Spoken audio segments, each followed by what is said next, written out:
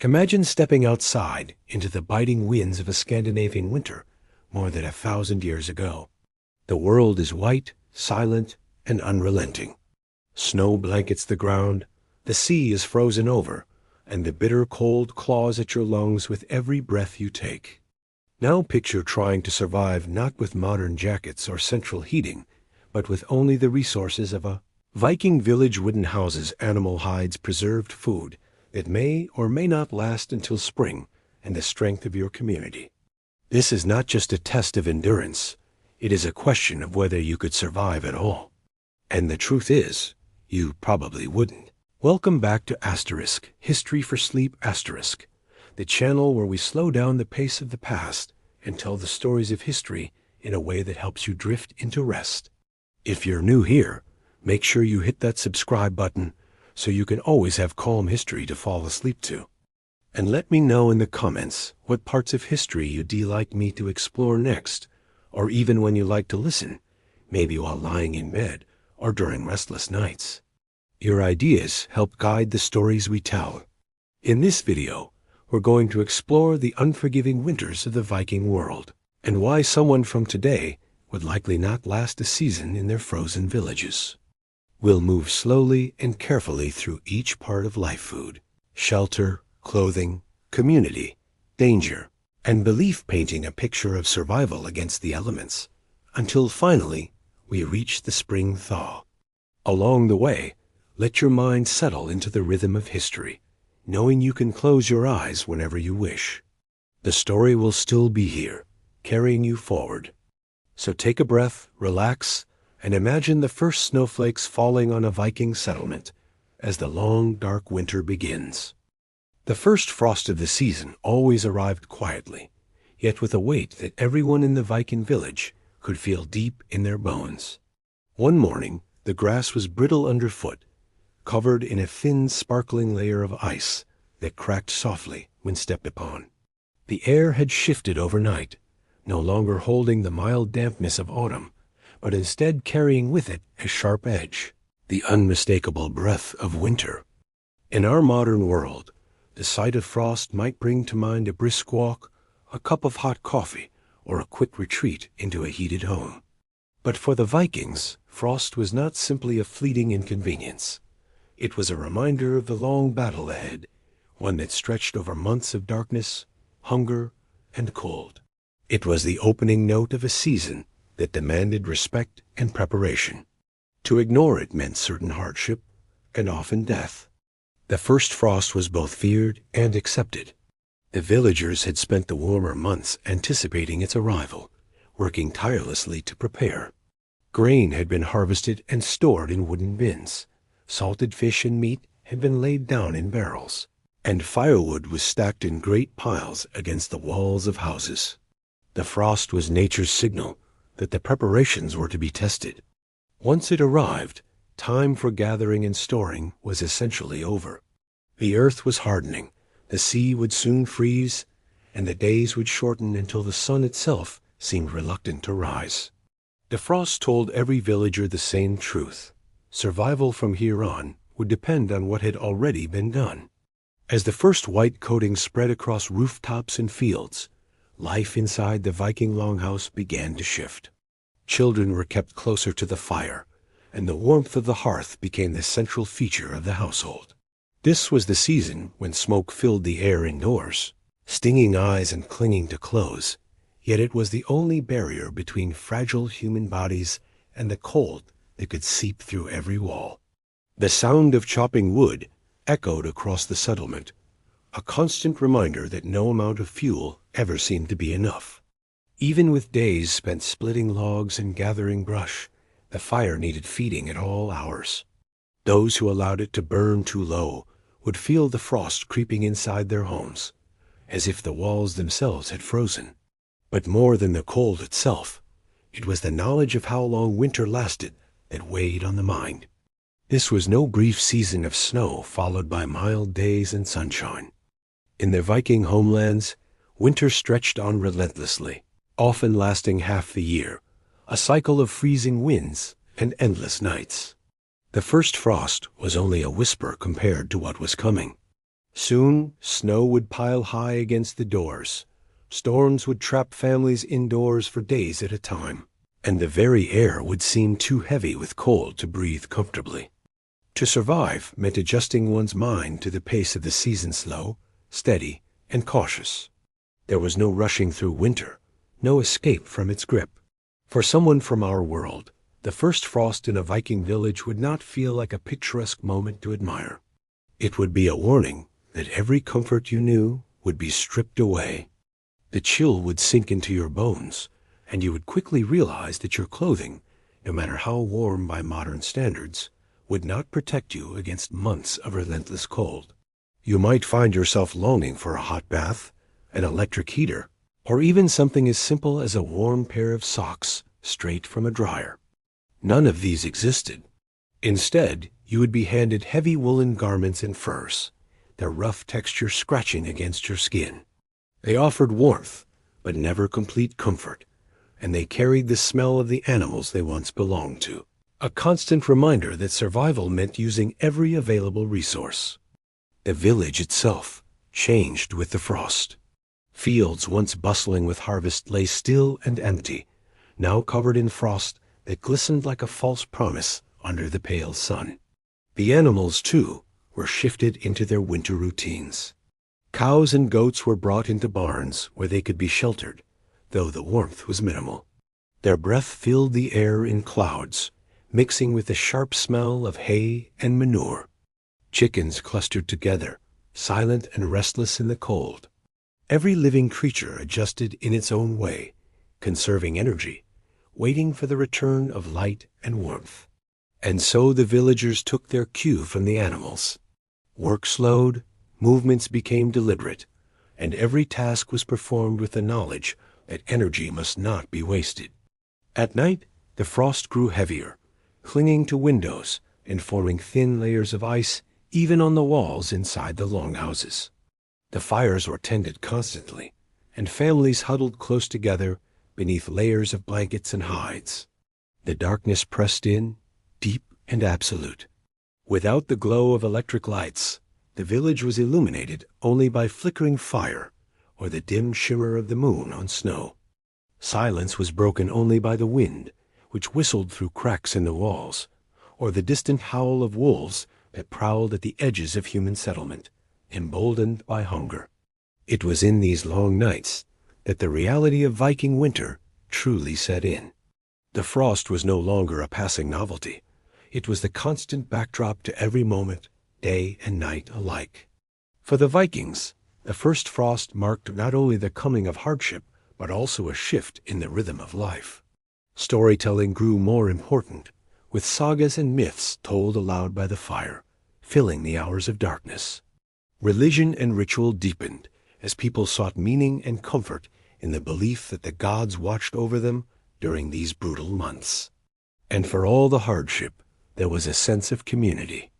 Families relied on one another, and neighbors often shared resources in times of need. To be alone in winter was to be vulnerable. To be part of a village was to have at least a chance. If you found yourself in such a village at the moment of first frost, you might at first marvel at the beauty of the landscape, the sparkling grass, the crisp air. But that wonder would quickly fade as you realized that every villager saw something else entirely. They saw the beginning of a trial, a test that only careful preparation, endurance, and luck could overcome. You would be standing at the threshold of a season that has ended countless lives, even among those who had known it all their lives. And so, when the frost came, the Vikings accepted it not as a surprise, but as the inevitable start of the hardest time of the year. It was the silent announcement that survival had once again become the only goal. The frost may have signaled the start of winter, but the true challenge was always food. By the time the ground hardened and the seas grew treacherous, every Viking family already knew whether their preparation would be enough to see them through the long months. The summer and autumn had been spent not in leisure, but in an unending race against time. Every day of sunlight was used to gather, harvest, hunt, fish, and preserve, because once winter arrived, fresh food would all but vanish. To survive, the villagers relied on what they had managed to store, and there was never a guarantee that it would be enough. Grain was the foundation of Viking food storage, but even that was precarious. The fields, often small and worked by hand, had to yield barley, rye, or oats before the frost came. These grains were not only for baking bread, but also for making gruel and ale, staples that could fill the belly when little else was available. Yet harvests depended heavily on the weather. A poor summer with too much rain or too little sun could leave a family dangerously short. The grain had to be dried, stored, and guarded from dampness, rodents, and insects. A single mistake in storage might mean the loss of an entire supply, and by the time the error was discovered, it was too late to correct. Alongside the grains, the villagers worked tirelessly to preserve meat and fish. During the warmer months, they smoked fish over open fires, salted herring and cod in barrels, and dried strips of venison or lamb until they were tough and leathery. These foods might not be appealing to a modern palate, but they lasted through the winter, and that was all that mattered. Every family knew the sight of meat hung in rafters, fish stacked neatly in storage, and salted barrels lined up like lifelines against the wall. These were not luxuries. They were survival itself. The sea had always been both a giver of life and a taker of it. In summer, boats set out to bring back fish in great quantities, but in winter, the sea became a deadly barrier. Ice rimmed the edges, storms swept across it without warning, and the cold made every voyage a risk of death. And so, once the frost came, fishing was no longer a dependable option. Whatever had been caught before the freeze had to last, carefully rationed day after day. To run out of fish in the middle of winter meant hunger. To run out of all preserved food meant starvation. Vegetables and fruits were scarce in Viking winters. They had little choice but to eat what could be grown in their short summers. Root vegetables such as turnips and cabbages were buried in pits or stored in cool cellars to keep them edible for as long as possible. Apples, when available, might be dried or turned into cider, but these were supplements, not guarantees. By midwinter, many of these supplies would be gone, leaving only the hardiest and most durable foods. Freshness was a luxury reserved for the summer months, something long forgotten by the time the snow piled high around the houses. For a visitor from our world, the shock would come quickly. Imagine being seated at the wooden table of a Viking longhouse in December. A rough wooden bowl is placed before you, filled with a thick, grayish porridge made from barley mixed with water, perhaps flavored with a little goat's milk if any could be spared. A piece of dried fish might be added, its texture tough and salty. There would be no fresh bread, no vegetables piled high on a plate, no fruits for sweetness, and certainly no coffee or tea. Just the basics, just enough to fill the stomach and keep the body moving for another day. And this was on a good night, when stores were still full.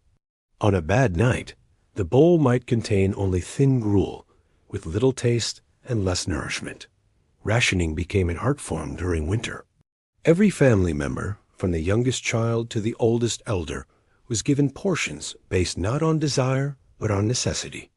Children needed food to grow, workers needed food to labor, and elders were often given less when supplies ran low. It was a cruel but unavoidable reality. Sharing too freely could doom an entire family. Eating too much in early winter could leave nothing for the depths of February. Restraint was survival, and the pressure of that knowledge weighed heavily on every meal. The lack of variety also wore on the spirit.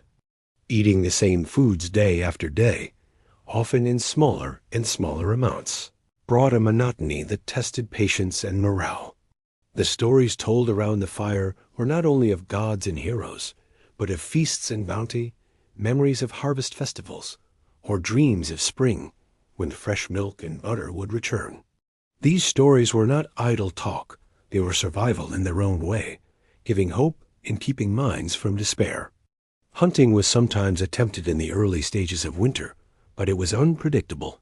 Deer might be scarce, and wild animals became harder to find as the snow deepened. Even if an animal was caught, the effort of butchering it in the cold and carrying it back through the snow was grueling. And always there was the danger of predators. Wolves and bears, hungry themselves, roamed closer to villages during the harsh months. To go hunting in the wrong place, or at the wrong time, could mean never returning. For most, it was safer to rely on what was already stored, no matter how meager it became.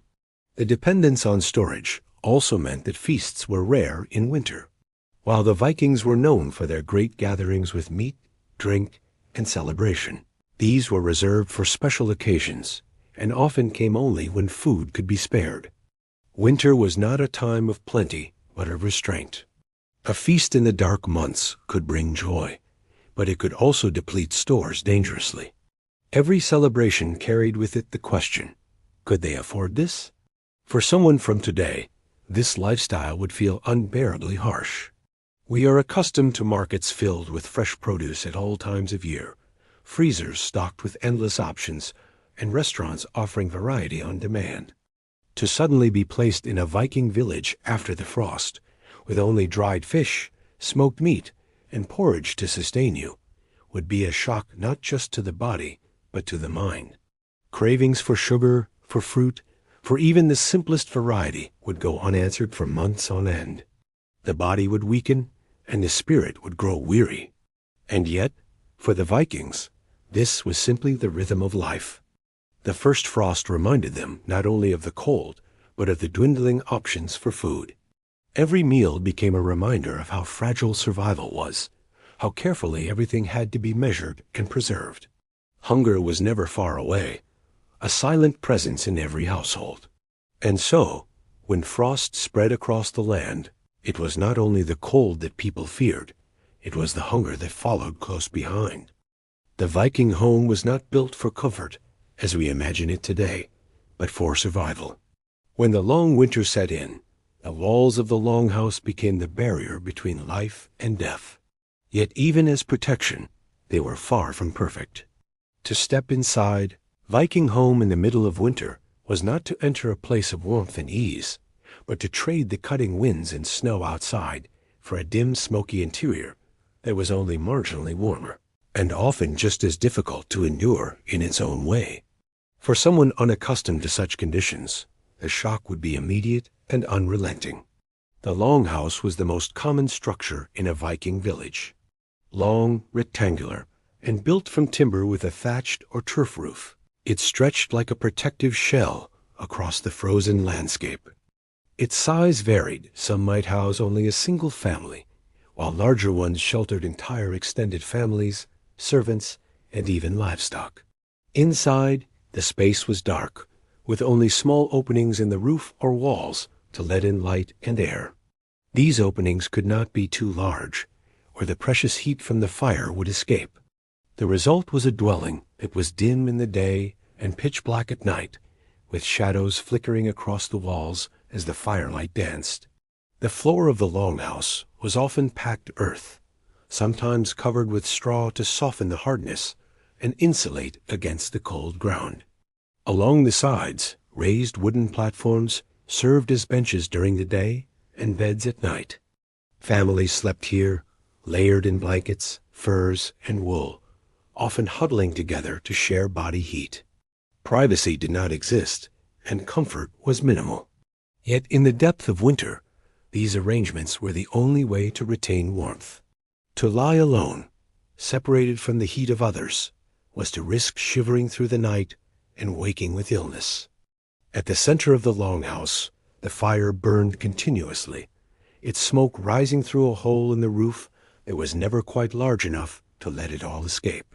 The air was thick and heavy, often stinging the eyes and making breathing a challenge. Clothes carried the scent of smoke, hair absorbed it, and the walls grew dark with soot over time. But without the fire, there was no heat, no light, and no cooked food. Tending the fire was a duty shared by everyone. The embers could never be allowed to die completely, for relighting a fire from scratch in the dead of winter was no easy task. The fire was the true heart of the home, and its health was as important as that of any family member. For someone from our world, the longhouse would feel unbearably harsh. Imagine entering from the frozen outdoors, hoping for warmth, only to find the air inside thick with smoke, the dim light barely illuminating the rough wooden walls. The fire provided warmth, but never enough to chase away the chill entirely. Drafts found their way through the cracks in the walls, through gaps where the wood did not meet perfectly, and through the thatch above. The wind seemed to whisper into the house, no matter how carefully it was built. Blankets and furs helped, but the air was never truly warm. It was always a battle between the fire's glow and the cold pressing from every direction. The livestock sometimes shared this space in the harshest winters, especially cows, goats, and sheep. Bringing animals inside served a practical purpose.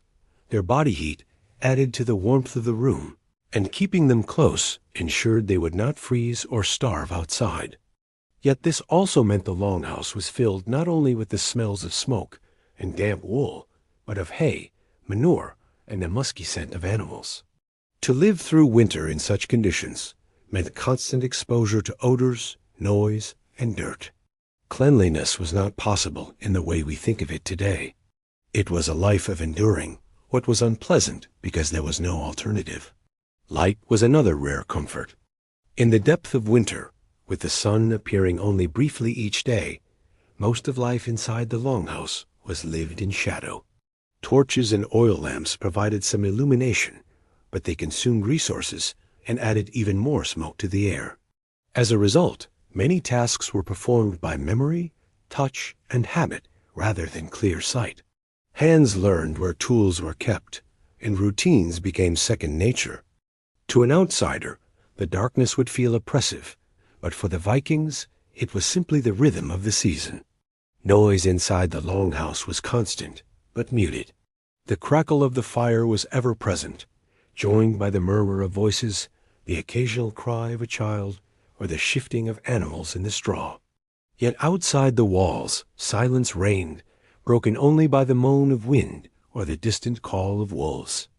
The longhouse was a world unto itself, sealed against the vast emptiness of winter. In its own way, it was both a prison and a sanctuary. To leave it meant exposure to the merciless cold, but to remain inside meant enduring the smoke, the darkness, and the press of too many bodies in too small a space. The harshness of Viking homes also lay in their fragility. Despite their solid appearance, they were vulnerable. A roof might collapse under heavy snow if not carefully maintained. Fires, essential for survival, could also bring disaster if they spread. The thatch and timber were dry, ready to ignite if a spark escaped. Every family carried in their minds the knowledge that a single accident could destroy not only their home, but their chance of survival through the winter. Even with these risks, the longhouse was a place of resilience. Families gathered there not only to stay alive, but to hold on to the threads of daily life. Meals were shared around the fire, stories told to pass the endless dark hours, and small tasks performed to keep hands busy. Women spun wool or mended clothing, men carved tools or repaired weapons, and children were given small duties to teach them the importance of contributing. Though the setting was harsh, the rhythm of life continued, and it was this rhythm that kept despair at bay. To someone transported from today into a Viking longhouse, the contrast would be overwhelming. The lack of privacy, the constant smoke, the dimness, and the ever-present chill would feel suffocating. Even sleep, which we often take for granted in soft beds and quiet rooms, was a shared and restless experience.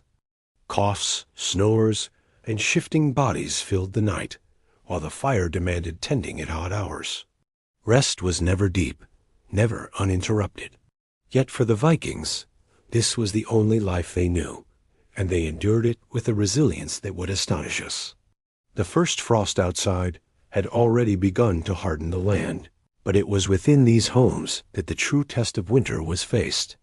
Not in dramatic moments of danger or storms, but in the quiet, daily struggle to live within walls that never fully kept out the cold. The longhouse was not comfort. It was survival. And survival, in Viking winter, was all anyone could hope for. The fire was the center of every Viking household, not because it was a luxury, but because it was a necessity. Without fire, there was no warmth, no light, and no food. In the bitter months of a northern winter, fire was the fragile thread that kept life connected to survival. And yet, it was never entirely reliable. To someone used to the steady hum of central heating or the flick of a switch to banish darkness, the Viking struggle with fire would seem relentless, exhausting, and filled with constant compromise. The hearth was always placed at the heart of the longhouse, a pit dug into the floor with stones to hold and reflect the heat. Here, logs and kindling were carefully arranged, coaxed into flame, and tended with vigilance. Smoke curled upward, searching for escape through the hole in the roof, but it never left entirely. Instead, it lingered, filling the air with a haze that settled into lungs, clung to skin, and made eyes water. The smell of wood smoke was so constant that it became part of the body, embedded in every strand of hair, every thread of clothing. To live in a Viking house during winter was to accept that each breath came with smoke. Keeping the fire alive was a task without end. Logs burned quickly, especially in the depths of winter, when the cold seemed to devour the flames as hungrily as the air. Every few hours, day or night, someone had to feed the hearth. Letting it die down too far meant a struggle to restart it, which in icy conditions was a dangerous mistake. Flint and tinder were not always reliable, and damp wood could resist flame entirely. Families passed the responsibility from one to another, taking turns to watch over the embers, stirring them back to life when they began to fade. The fire was like a member of the household demanding constant care, and punishing neglect with cold and hunger. But even at its strongest, the fire could never fully warm the house. Its heat radiated only a few feet, and those sitting closest to the hearth often found one side of their body too hot, while the other remained chilled. Move even a short distance away, and the cold crept back in. The air near the walls was icy, drafts sneaking through gaps in the wood or under the thatched roof. Blankets, furs, and layers of wool were needed even indoors, for the fire alone was never enough. The warmth it provided was partial, temporary, a small comfort in an otherwise unyielding environment. The smoke itself was both a blessing and a curse. It stung the eyes, made coughing common, and left soot on the walls and ceiling. Yet it also preserved meat hung in the rafters, kept insects at bay, and offered protection against spirits and ill fortune, at least in the minds of the villagers. The Vikings understood that smoke was not pleasant, but it was part of the balance of survival. Too little, and the fire had gone out. Too much, and the air became suffocating. Finding the balance was part of daily life, and it required constant adjustment. Wood was the lifeblood of the fire, and securing enough of it was a task that dominated the warmer months. Families spent the autumn chopping and stacking, building piles of logs as tall as the walls of their homes. Even so, the piles always seemed to shrink too quickly once winter began. A single long night could consume more wood than expected, and a storm that forced everyone indoors for days meant the fire needed to be stronger and longer lasting. To run out of wood in midwinter was a disaster almost equal to running out of food. The cold could kill just as quickly as hunger, and without fire, even preserved stores were useless, frozen solid and impossible to cook. For someone from today, the constant labor of maintaining fire would feel exhausting. We take for granted the ability to warm a room instantly, to adjust the temperature with ease, or to have light at any hour without effort. In a Viking home, light and warmth came only with smoke, sweat, and vigilance. Every spark mattered, every log carried the weight of survival. Sleep was interrupted not by alarms or schedules, but by the quiet fading of embers, the silent reminder that fire was slipping away. Nights were restless because the fire demanded attention, and mornings were slow because the smoke from the hearth hung heavy in the lungs. The fire also dictated the rhythm of social life. Families gathered around it, not simply for warmth, but because it was the only place to see clearly, the only place where hands could work on tasks or mouths could speak without chattering from the cold. Stories were told by its glow, children played in its shadow, and meals were prepared above its flames. Yet even in these moments of togetherness, there was no illusion that the fire made life easy. It was always a struggle, always a negotiation between heat and smoke, between survival and discomfort. The danger of fire was ever present as well. A stray spark, a moment of carelessness, could set straw or thatch a flame. The very element that kept the family alive could also destroy everything in an instant. Fire demanded respect, and every child was taught its rules early. There was no safety net, no fire department to call if the flames spread too far. If disaster struck, a family could lose not only their home, but their chance of surviving the rest of winter. And so, the hearth was tended with care and fear and reverence. The paradox of Viking winters was that fire, the very source of survival, was never entirely enough. It gave light, but it also gave smoke. It gave warmth, but never fully banished the cold. It gave safety, but also carried the risk of destruction. Families lived in this balance day after day with no alternative. To step outside into the wind was to be reminded of the fire's importance. To sit too long in the smoke was to be reminded of its cost. Survival was not about comfort, but about endurance. If you were to spend even a single night in a Viking longhouse, the fire would dominate your memory. You would cough on the smoke, blink against the haze, and feel the shifting waves of warmth and chill as you tried to find a place near the hearth. Sleep would be shallow, interrupted by the crackle of wood or the sudden realization that the air was growing colder as the fire waned.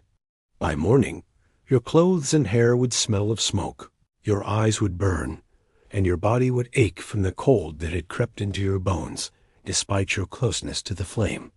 And yet, you would know, as the Vikings knew, that without that fire, you would not last even a single day of the long winter. When the first frost came, clothing stopped being a matter of choice or appearance and became a shield for survival. The Viking world offered no modern fabrics, no synthetic insulation, no waterproof coats or fleece-lined boots. Instead, every layer was made by hand, from wool, leather, or fur. These materials worked well enough to keep the worst of the cold at bay, but they were never perfect. No matter how many layers one wore, the cold always seemed to find its way in, creeping through seams, clinging to skin, gnawing at fingers and toes until they were stiff and numb. For someone from our time, accustomed to efficient and lightweight winter gear, the clothing of the Vikings would feel heavy, scratchy, and endlessly inadequate. The foundation of Viking clothing was wool. Sheep provided not only food and milk, but also the fibers that were spun into thread and woven into thick cloth. Wool was prized because it held warmth even when damp, a necessary feature in a land where snow often melted against the skin before freezing again. Women spent long hours spinning wool, often through the winter itself, as garments wore down and new ones were always needed. The looms in the corner of the longhouse clicked and clattered through the dark months, producing the rough but vital fabrics that wrapped around every body in the village. These woolen garments were layered one over another. Tunics and dresses reached to the knee or longer, while cloaks and shawls added protection against the wind. The cloaks were fastened with brooches at the shoulder, heavy pieces of metal that also served as a mark of status. The wealthy could afford finely woven wool, dyed in rich colors, but for most villagers the fabric was coarse, its texture rough against the skin. The constant itch of wool was an irritation many endured without complaint, for the alternative was worse. To go without meant inviting the cold to settle into the body and steal its strength. Furs were another essential. The hides of animals, deer, goats, sheep, foxes, Even bears were turned into cloaks, linings, and mittens. To drape oneself in fur was not only practical, but often the only way to withstand the bitterest winds. A cloak lined with fur could mean the difference between frostbite and endurance. Boots were stuffed with wool or lined with animal skins, tied securely with leather straps, though snow still found its way in, chilling the feet until every step was painful. Gloves or mittens, stitched from fur or leather, kept hands functional, but fingers often stiffened anyway, and dexterity was quickly lost in the cold. Despite all these layers, warmth was never complete. The cold of a Viking winter had a way of seeping through every barrier. The wind cut through wool and leather as though testing their strength, and snow, when melted by body heat, left dampness that quickly froze again. Once the damp set in, there was little relief. Clothes dried slowly by the smoky fire, and often the smell of wet wool mixed with wood smoke was as constant in the longhouse as the fire itself. To wear damp clothes in the cold was a misery that every Viking knew, and one that weakened the body, making illness more likely. Children, too, were wrapped in wool and fur, though always less adequately than adults. Their garments were often handed down, patched and mended, until the fabric was more stitched than cloth. They were taught early to keep moving, to stay close to the fire, to learn the habits that preserved heat. But children, being smaller and more fragile, often succumbed to the cold more easily. A winter's chill could settle in their lungs, leading to coughs and fevers that the family had little means to treat. Clothing could protect, but it could not promise survival. For a visitor from our world, Viking clothing would feel oppressive and crude. Imagine the weight of layers upon layers of wool, the scratch against your skin, the heavy cloak that drags on your shoulders, the boots stiff and unforgiving on your feet. Every movement feels burdened, every step an effort. And yet, despite all this, the cold continues to creep in, numbing fingers, stiffening toes, and chilling your breath until it burns your throat. You would find yourself longing for the softness of modern fabrics, for a jacket that could stop the wind entirely, for gloves that allowed your hands to work without freezing. None of these would be available. All you would have is the rough, heavy shield of wool and fur, a shield that never fully held back the winter. The making and repairing of clothes was itself a constant task during winter. Needles carved from bone-stitched leather and fur, while iron needles, when available, worked wool into garments. Every tier had to be mended, every seam reinforced, for there was no such thing as discarding old clothing. Cloth was too precious to waste. Patches covered worn spots, and layers of stitching built up on garments that had seen many winters. Clothing was not fashion, it was survival, and every thread carried the weight of countless hours of labor. The appearance of a Viking in full winter dress would have been imposing to outsiders. Cloaked in fur, wrapped in wool, boots tied with leather, their figures seemed larger, more rugged, shaped by the necessity of their environment. Yet beneath the layers, they were as vulnerable as any human to the cold. The image at strength was only that an image. In truth, even the best-dressed Viking fought daily against a cold that threatened to break them down, bit by bit. One of the greatest challenges came at night. When the fire burned low and the blankets were pulled tight, clothing became the difference between shivering through the hours and finding some measure of rest. Many slept fully clothed, boots and cloaks still on, unwilling to shed the layers that protected them from drafts seeping in from the walls. Blankets made of woven wool or stitched furs added more insulation, but still the cold reached through, biting at noses and ears. To fall asleep was to hope the layers were enough, to trust that the fire would be tended, and to know that if either failed, the night could be deadly. For the Vikings, clothing was not a matter of luxury or choice. It was a tool of survival, crafted by hands that knew its importance. The hours spent spinning wool, weaving cloth, sewing hides, and patching tears were not wasted. They were the hours that made it possible to endure. And yet, No matter how carefully they worked, no matter how many layers were wrapped around the body, the cold was never banished entirely. It always found a way in. It always reminded them that they lived on the edge of survival, one frostbitten night away from tragedy. If you were placed in a Viking village in the depths of winter, your first shock would be how cold you felt, even fully dressed. The clothing would weigh on you, itch against your skin, smell of smoke and damp wool, and yet it would never bring the relief you expected. You would learn quickly that warmth was not a state to be achieved, but a battle to be fought each day, each night, with every stitch of wool and fur. And you would come to understand why the Vikings, strong as they were, never truly escaped the grip of winter. They endured it, layer by layer, always knowing that the cold was waiting just beyond the walls. If the cold and hunger of a Viking winter were not enough, there was another trial just as difficult to endure: the darkness.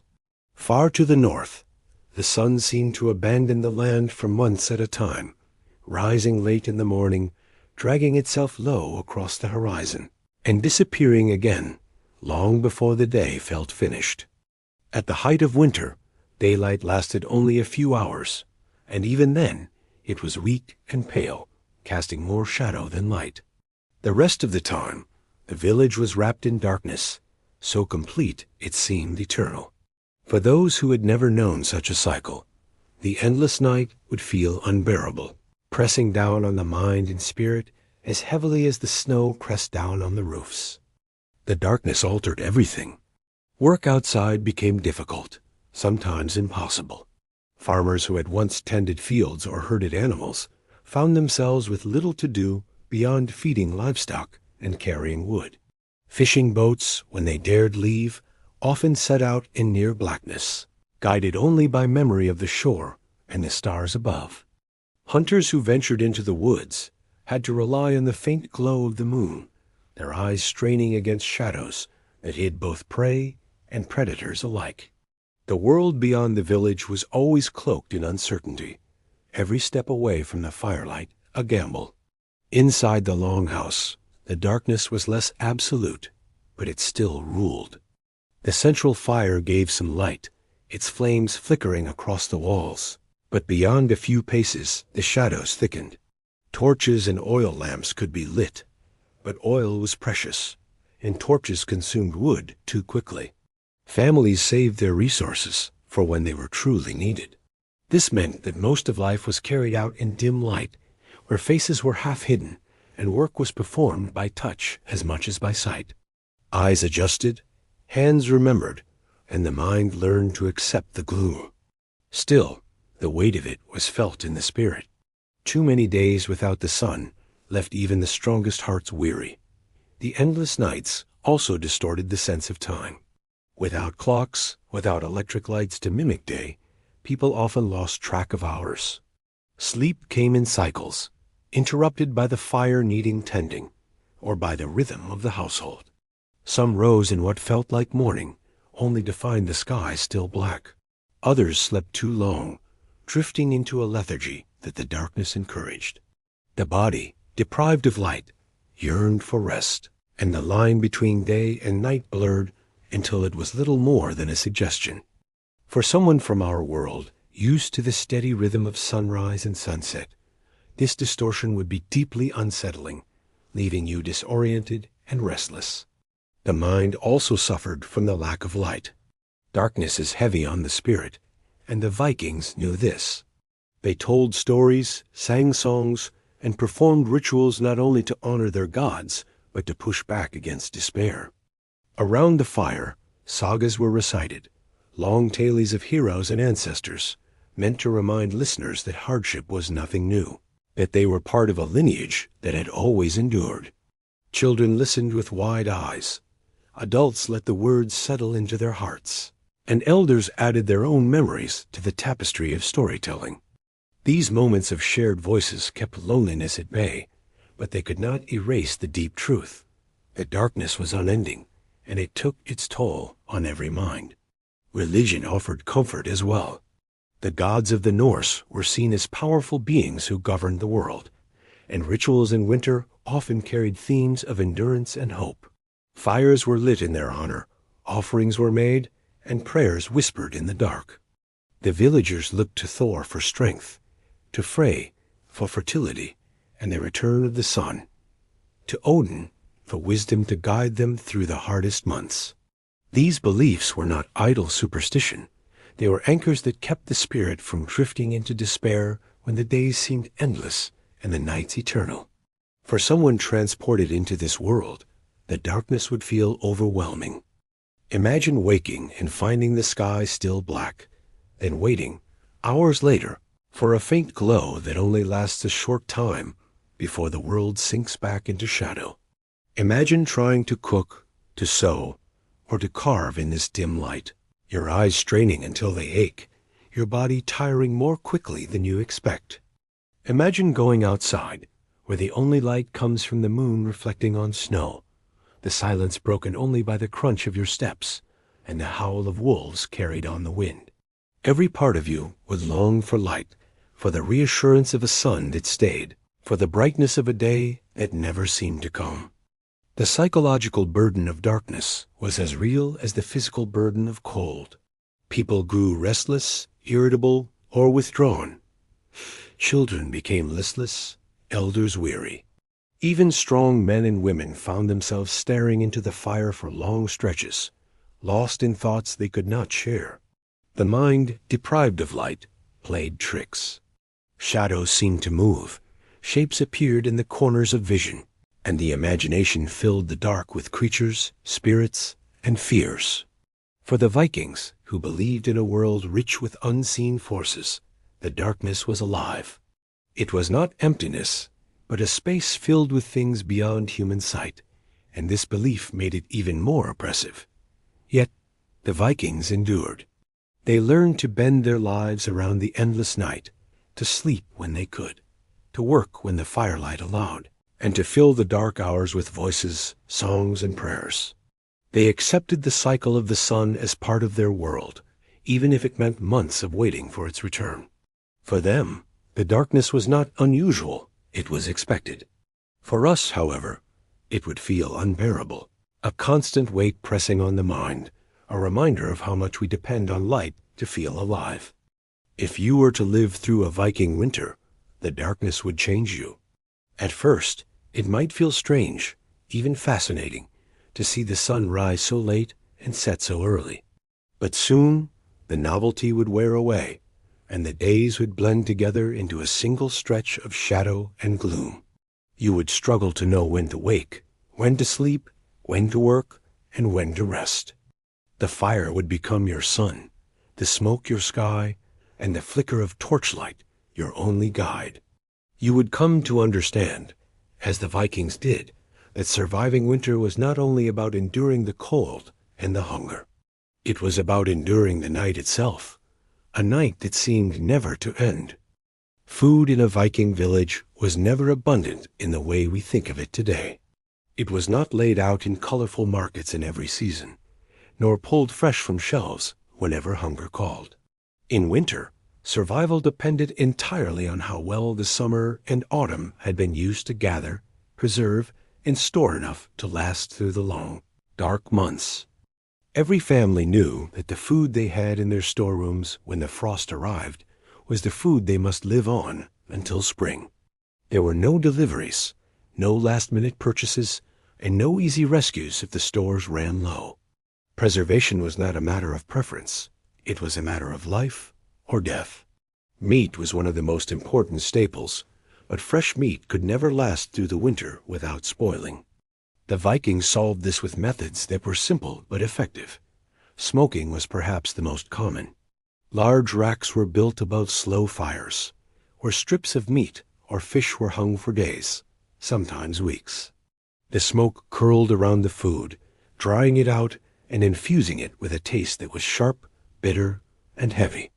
This process removed moisture, which made it harder for decay to set in, and the smoke itself acted as a preservative.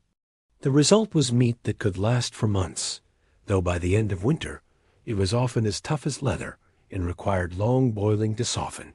Salting was another method. When salt could be obtained, usually through trade, it was used generously on cuts of pork, fish, or venison. Meat was packed into barrels, layer upon layer, with salt pressed between, drawing out moisture and preventing rot. Salted meat was a prized possession, not only because it lasted, but because it could be eaten with less preparation than smoked meat. However, salt was not always easy to come by, and its scarcity meant that salting was often reserved for the most valuable cuts or the most essential stores. Drying was also used, particularly for fish.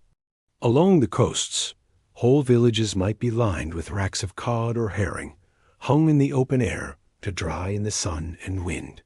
Once hardened, these fish could be stored for months, even years, if kept dry. They were brittle, chewy, and far from the fresh taste of the sea, but they filled the stomach and gave strength in the frozen months. Dried fish became so important that it was sometimes used as a form of currency, traded or gifted to secure alliances and survival. Bread, too, was preserved in its own way. Grain was ground into coarse flour and baked into hard, dense loaves that could last for weeks if kept dry. Sometimes the bread was so tough that it needed to be soaked in broth before it could be eaten.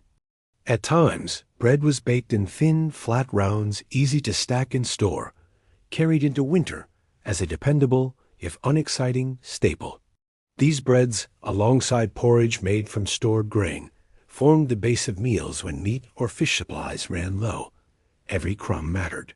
Waste was unthinkable, for a lost loaf could mean one less meal when hunger pressed hardest. The process of preservation was laborious. It began in late summer, when animals were slaughtered before the cold set in. Meat had to be cut, cleaned, hung, or salted with care. Mistakes in the process meant spoilage, and spoiled food was worse than no food at all, for it gave false hope that crumbled when it was too late to replace it. Families worked together in these tasks, children carrying small bundles of wood for smoke, women salting or slicing, men hunting or fishing. These were communal efforts, driven by the knowledge that every member of the household depended on the success of the stores. For a visitor from our time, the diet preserved for Viking winters would feel bleak. Imagine sitting down to a meal of dried fish, brittle and salty, boiled until it softened slightly, and eaten with a small piece of dense, flat bread. Perhaps a stew of salted meat, boiled in water until the salt leached out enough to make it edible, thickened with turnips or barley. These meals lacked variety, flavor, and freshness. They were heavy, plain, and repetitive. After weeks of the same tastes, the mind would crave sweetness, vegetables, fruits, and spices, all things nearly impossible to find in winter. Cravings would become as sharp as hunger itself, gnawing at the spirit even when the stomach was full. Preservation extended beyond meat and bread. Dairy, when available, was turned into cheese or butter, both of which lasted longer than fresh milk. Some cheeses were aged, lasting through the dark months, though even these were often gone by midwinter. Butter, carefully churned and stored, added much-needed fat to diets when other foods grew scarce. Fermentation also played a role. Ale was brewed from grain, not only as a drink, but as a way to make stored supplies more nourishing. Cider, when apples could be harvested, offered another preserved drink, though it was rarer. Alcohol was not only a source of warmth for the spirit, but also safer to drink than water, which might freeze or grow stagnant in storage. Still, no matter how well the Vikings preserved their food, it was never quite enough. The stores shrank visibly with every passing week. Families rationed, measuring portions carefully, stretching what they had as far as possible. A single salted fish might be shared among several people, with broth made from bones to extend the meal. Bread was sliced thin, portions small, and every crumb saved. By the depths of winter, meals grew meager, and hunger became a constant companion. The stomach rarely felt full, and the gnawing emptiness in the body made every task harder. The fear of running out haunted every household. A bad harvest or a failed hunt in the summer meant thin stores in the winter, and thin stores meant desperate choices. Families might be forced to slaughter animals they had hoped to keep alive for milk or wool, sacrificing the future for the present. Neighbors might share, but only when they could afford to, for their own survival was at stake as well. Hunger could strain bonds, fray tempers, and lead to silent resentments, even in the closest-knit villages. The knowledge that spring was still months away weighed heavily on every meal, every bite taken, and every portion set aside. If you were to live among them, you would quickly learn that preserved food was both a comfort and a burden. It offered survival, but at the cost of taste, freshness, and variety. Every mouthful would remind you not of plenty, but of scarcity. You would eat because you must, not because you enjoyed it. And always in the back of your mind would linger the question, will it last? Will the barrels, the racks, the loaves, and the stores be enough to carry us to the thaw? For the Vikings, this was the rhythm of every winter. Preserve what you can, eat what you must, and pray that spring comes before the stores run dry. Hunger was a constant shadow in the Viking village during winter. It was not the sudden, sharp pangs we might feel when a meal is delayed, but a steady, gnawing emptiness that lingered day after day. It was the feeling of never quite having enough, of always being one step away from weakness. Even when the stomach was filled with porridge or stew, the portions were often so small that the body still yearned for more. The fight against hunger was not only physical, it was mental, spiritual, and emotional. It shaped every decision, every conversation, and every moment of life in the cold months. Meals were structured around necessity, not pleasure. In the morning, if food was available, porridge made from barley or oats was served, sometimes thinned with water, until it was little more than a gray broth. Lunch, if it could be called that, might be dried fish, a small piece of salted meat, or leftover gruel. Dinner was the main meal, often a stew made by boiling whatever remained, turnips, cabbage, a scrap of meat, or bone, a handful of grains. The stew might simmer for hours, filling the longhouse with the smell of smoke and broth. But when ladled out, each portion was carefully measured, ensuring it could last. Hunger meant restraint. Even when food was in the pot, you could not take as much as you wanted. You could only take what the family could spare. The body weakened as winter dragged on. Muscles grew thinner, movements slower. Children grew restless from hunger, asking for more that could not be given. Parents tried to quiet their cries with promises of spring, with stories of feasts and bounty, but the reality was harsh. Hunger did not wait for stories. It pressed harder with every passing day. Elders often bore the weight of sacrifice. When food was scarce, they took smaller portions, sometimes refusing entirely, hoping their strength would carry them long enough so that the younger generations could eat. Their endurance was not endless, but their choices often meant survival for others. Hunger also dulled the mind. It made thinking slow, focus difficult, and spirits heavy. A tired body is one thing, but a tired mind makes every task harder. Splitting wood, tending the fire, repairing tools, these required concentration, and hunger made mistakes more likely. A dropped log, a broken tool, a misstep in the snow, any of these could become deadly in the unforgiving cold. Hunger turned the simplest chores into struggles, layering risk upon risk as energy drained away. For someone from today, the daily fight against hunger would be unbearable. Imagine sitting down to a meal, not with choice, but with resignation. A small wooden bowl is placed before you, the contents thin and plain. You eat it slowly, hoping the taste will linger, that the feeling of fullness will stay. But within an hour, your stomach growls again. There are no snacks, no second helpings, no hidden stores to satisfy your craving. The hunger stays with you, a steady ache.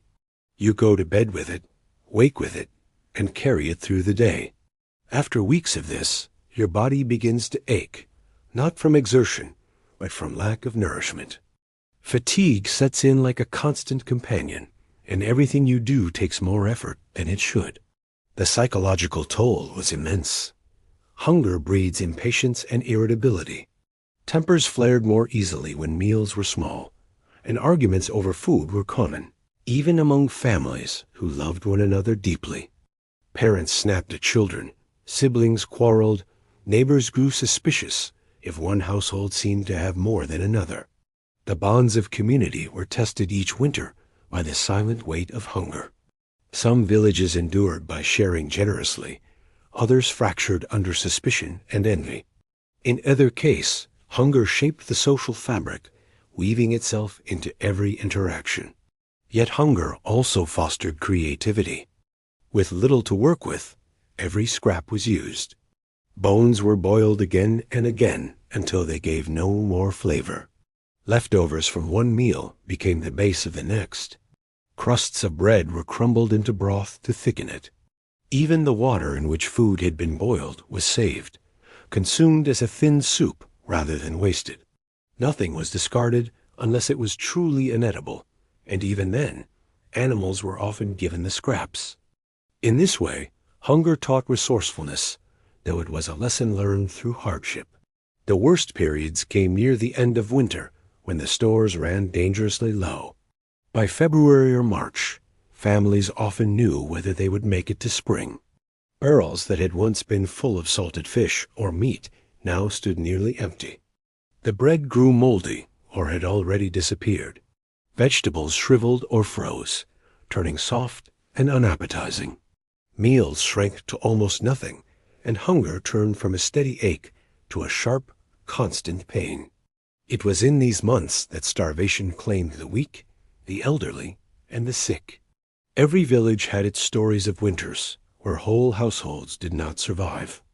These memories lingered, warnings passed down to remind future generations of the danger that hunger always carried. For the Vikings, hunger was both an enemy and a teacher. It forced them to respect the cycle of the seasons, to prepare tirelessly during summer, and to ration with discipline during winter. It reminded them that survival was fragile, dependent not only on strength, but on foresight.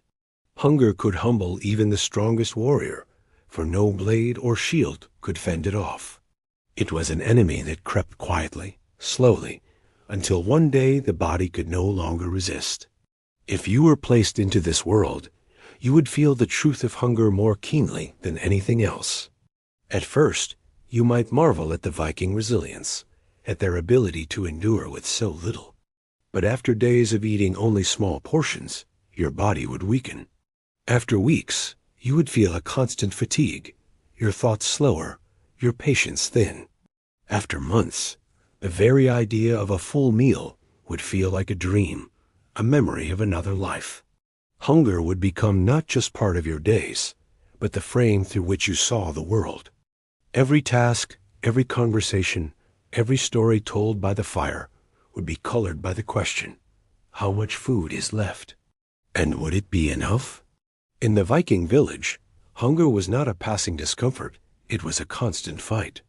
And though they endured it with strength and discipline, it left its mark on every soul, reminding them year after year that survival in winter was never certain, and that plenty was a luxury only the summer could bring.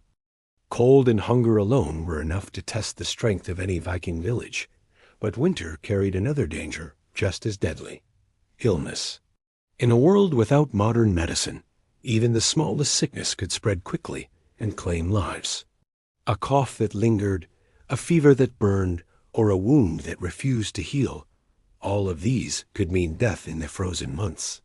Illness in winter was feared because there was so little anyone could do about it. The cold kept people crowded together indoors, smoke filled the air, and food grew scarce. It was the perfect breeding ground for disease, and once sickness entered a household, it was difficult to stop. The most common illnesses were respiratory. The longhouses were warm compared to the outside, but they were also damp and smoky. Families lived shoulder to shoulder, sharing the same air, breathing the smoke of the fire, and sleeping close together. Coughs and chest infections spread quickly in such conditions. What began as a simple cold could turn into pneumonia, a sickness that claimed many in the winter. Children and elders were most at risk, their bodies too weak to fight the infection. A harsh cough at night might echo across the longhouse, a sound that filled everyone with unease, for they knew how often such sounds marked the beginning of decline. Fever was another threat. With limited understanding of causes, the Vikings often saw fever as the work of spirits, curses, or angry gods.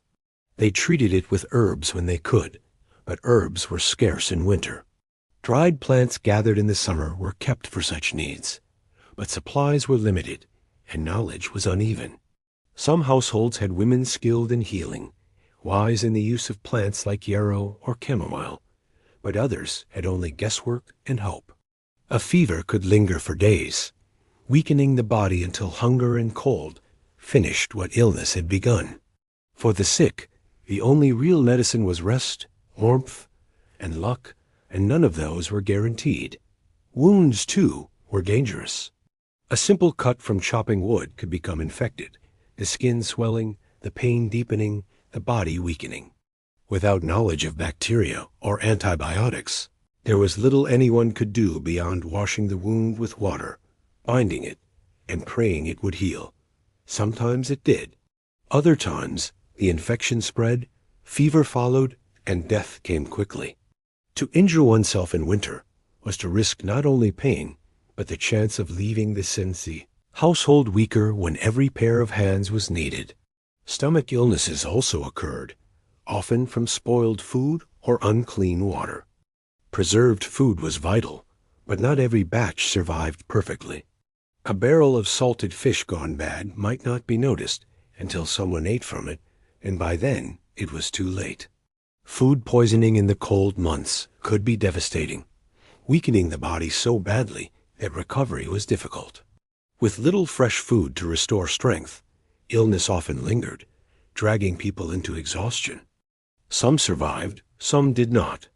Every meal carried not only the chance of nourishment, but also the silent fear that something might be wrong. Mental strain also manifested as illness. The darkness, hunger, and confinement wore heavily on the mind, leading to fatigue, sadness, or hopelessness.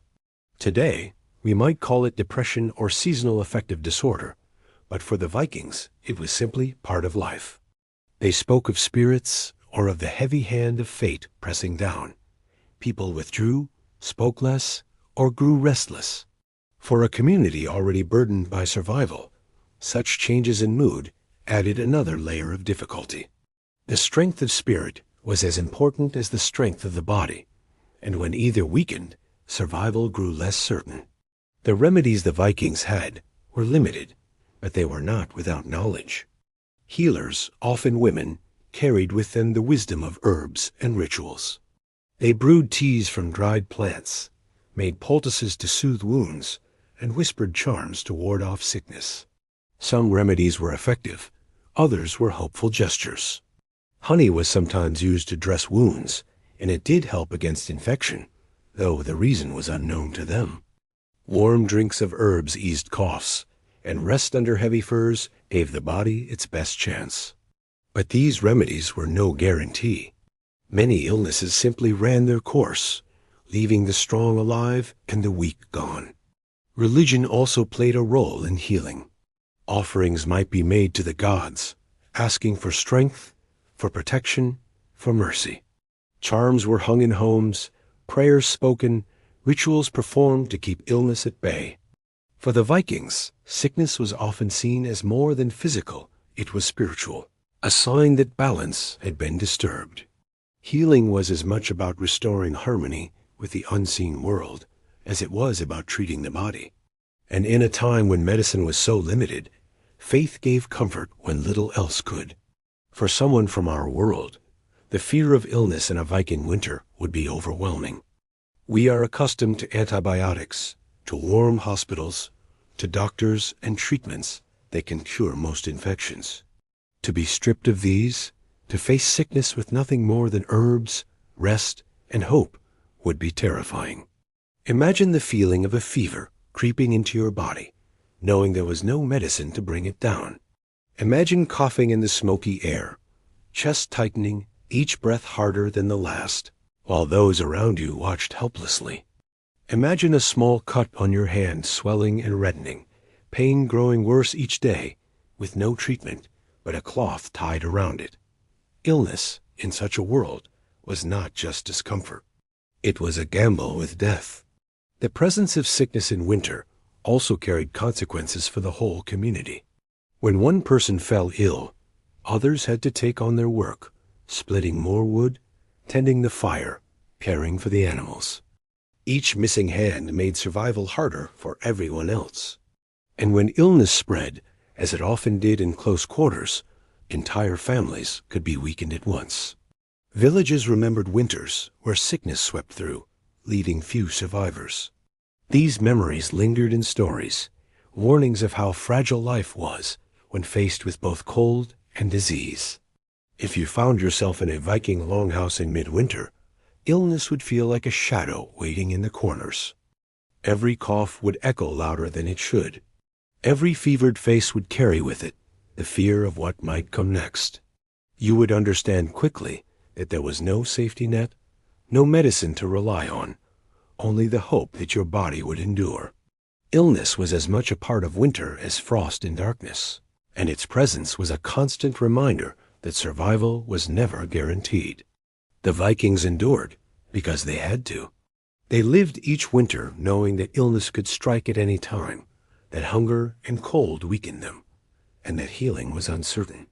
Some survived through strength, others through luck, but many did not survive at all. Winter was not only a battle against the elements. It was a season where the body itself became vulnerable, and where every cough, every fever, every wound could tip the balance between life and death. If there was one fear that overshadowed all others in a Viking winter, it was the fear of starvation. Hunger could be endured for days, even weeks, but starvation was different. It was the slow, relentless unraveling of the body when food was no longer enough or when there was none left at all. Every Viking family knew this danger intimately. They had seen it in neighbors who did not survive, in stories of past winters when stores ran out too soon, in the quiet graves dug into frozen ground. Starvation was not a distant threat. It was close, personal, and always waiting. The seeds of starvation were planted long before winter began. A poor harvest, a storm that ruined fishing, or a shortage of salt to preserve meat, all these could set a family on a path that would not become visible until deep into the cold months. At first, meals might seem normal enough. Stews with meat, bread from stored grain, dried fish hung above the fire. But as weeks turned into months, portions grew smaller. The stew thinned, meat appeared less often, bread loaves disappeared one by one. Families reassured themselves that the stores would last, but in the back of every mind was the question, what if they do not? By midwinter, the signs became impossible to ignore. Barrels once heavy with salted fish grew light, their bottoms scraped clean. Sacks of grain dwindled, handfuls measured carefully to stretch them further. Root vegetables rotted or froze, leaving fewer edible pieces each day. What had seemed enough in autumn began to look dangerously insufficient by February. Every meal carried the weight of calculation. How much could be eaten now without dooming tomorrow? Starvation was not sudden. It crept slowly, quietly, as supplies vanished one by one. The body's decline was equally slow but devastating. At first, there was simple hunger, the stomach gnawing, the mind preoccupied with thoughts of food. Then weakness came, muscles losing strength, steps growing heavier, tasks taking longer. Work that once required an hour now consumed an entire day. The fire was harder to tend, wood harder to chop, animals harder to feed. As the body weakened, so did the will. Conversations became quieter, movements sluggish, and eyes hollow. Starvation was not only physical, it was spiritual, draining away hope as surely as it drained away flesh. For children, the threat was worst. Their bodies needed nourishment to grow, but in times of scarcity, they often received the least. Parents gave what they could, but when food was limited, adults sometimes took more to keep working, believing it necessary for the family's survival. Children grew thin, their cheeks hollow, their cries fading into silence as they lost the energy even to weep. Many did not survive harsh winters, and their loss left scars on families that never fully healed. Elders too often starved quietly, eating less so that others could eat more. Their sacrifice was remembered, but it did not lessen the grief. Starvation carried with it another cruel truth.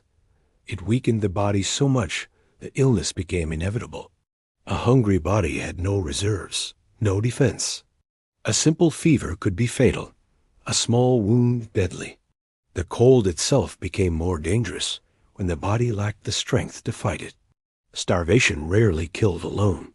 It opened the door for other threats, each of which finished what hunger had begun. To starve was to be defenseless against the world. The psychological toll was immense.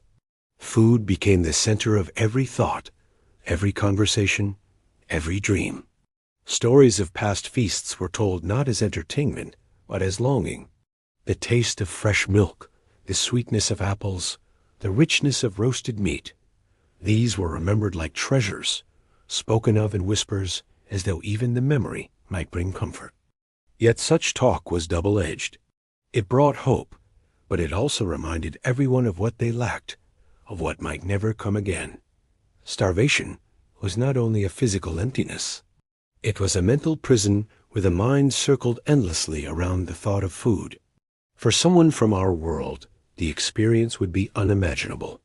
We live with constant access to food, shelves full at all hours, meals chosen by preference rather than necessity. To be stripped of this abundance and placed in a Viking longhouse, where food was measured by the handful, would feel like a nightmare. Imagine opening a storage barrel and seeing only crumbs at the bottom.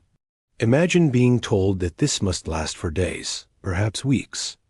Imagine going to sleep with your stomach hollow, waking with it aching, and knowing that the day ahead offered no relief. Starvation is not only the absence of food, it is the absence of hope, and it would crush the spirit as surely as the body. Villages tried to prevent this outcome, of course. Families worked together, sometimes pooling resources, sometimes trading. A household that had more grain might share with one that had more fish, but such generosity had limits.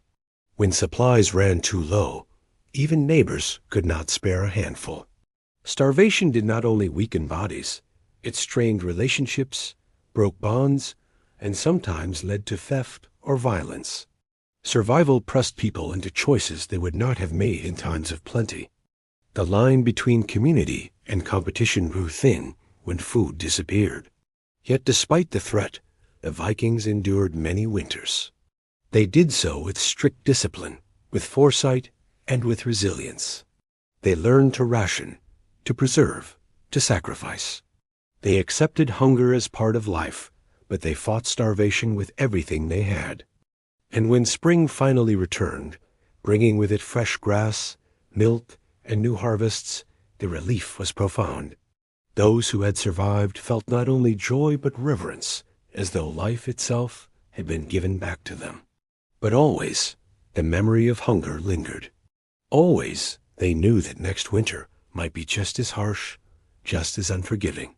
If you were to live through a Viking winter, the fear of starvation would dominate your days.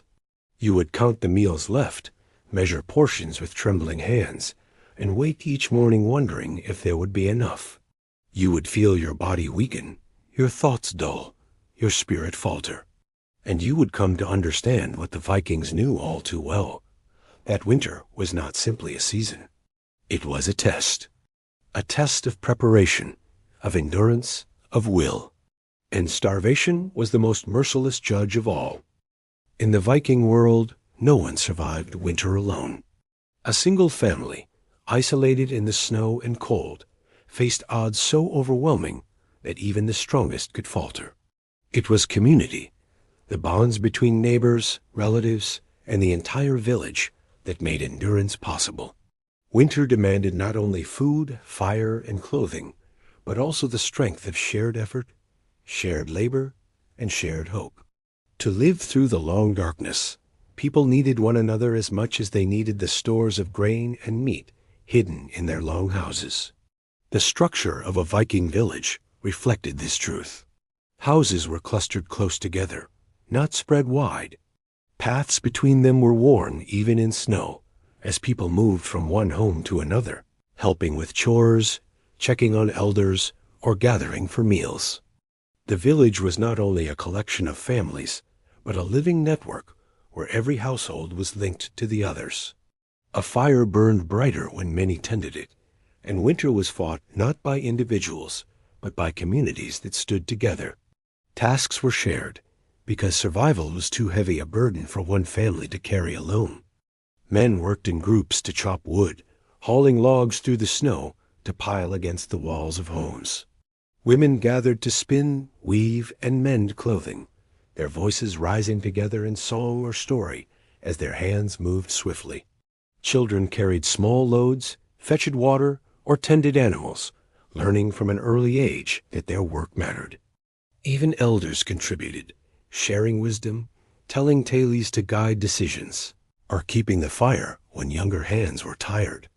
Everyone had a role, and without each role, the balance tipped dangerously. Food, too, was sometimes shared, though carefully. A family with slightly more grain might lend some to a neighbor, knowing the favor would be returned when fortunes reversed. A hunter who caught more than his family could eat might bring meat to others, earning gratitude and strengthening bonds. These exchanges were not just acts of kindness, they were acts of survival, weaving a net of obligation and trust across the village. In the deep cold, when supplies dwindled, this web of community could mean the difference between despair and endurance. Celebrations, though rare in winter, were also communal. A midwinter feast, even if modest, was shared by many, not hoarded by a few. Villagers gathered in the largest longhouse, fire blazing, smoke curling into the rafters, while food and drink were portioned out. The singing of songs, the telling of myths, the laughter of children, all of these moments lifted spirits, reminding everyone that they were not alone in the struggle. A shared meal, even when small, carried more warmth than the fire itself, for it fed the soul as well as the body. Religion reinforced this sense of unity. Rituals to honor the gods were often held as a community, not in isolation. Torches were lit, offerings given, prayers spoken aloud where all could hear.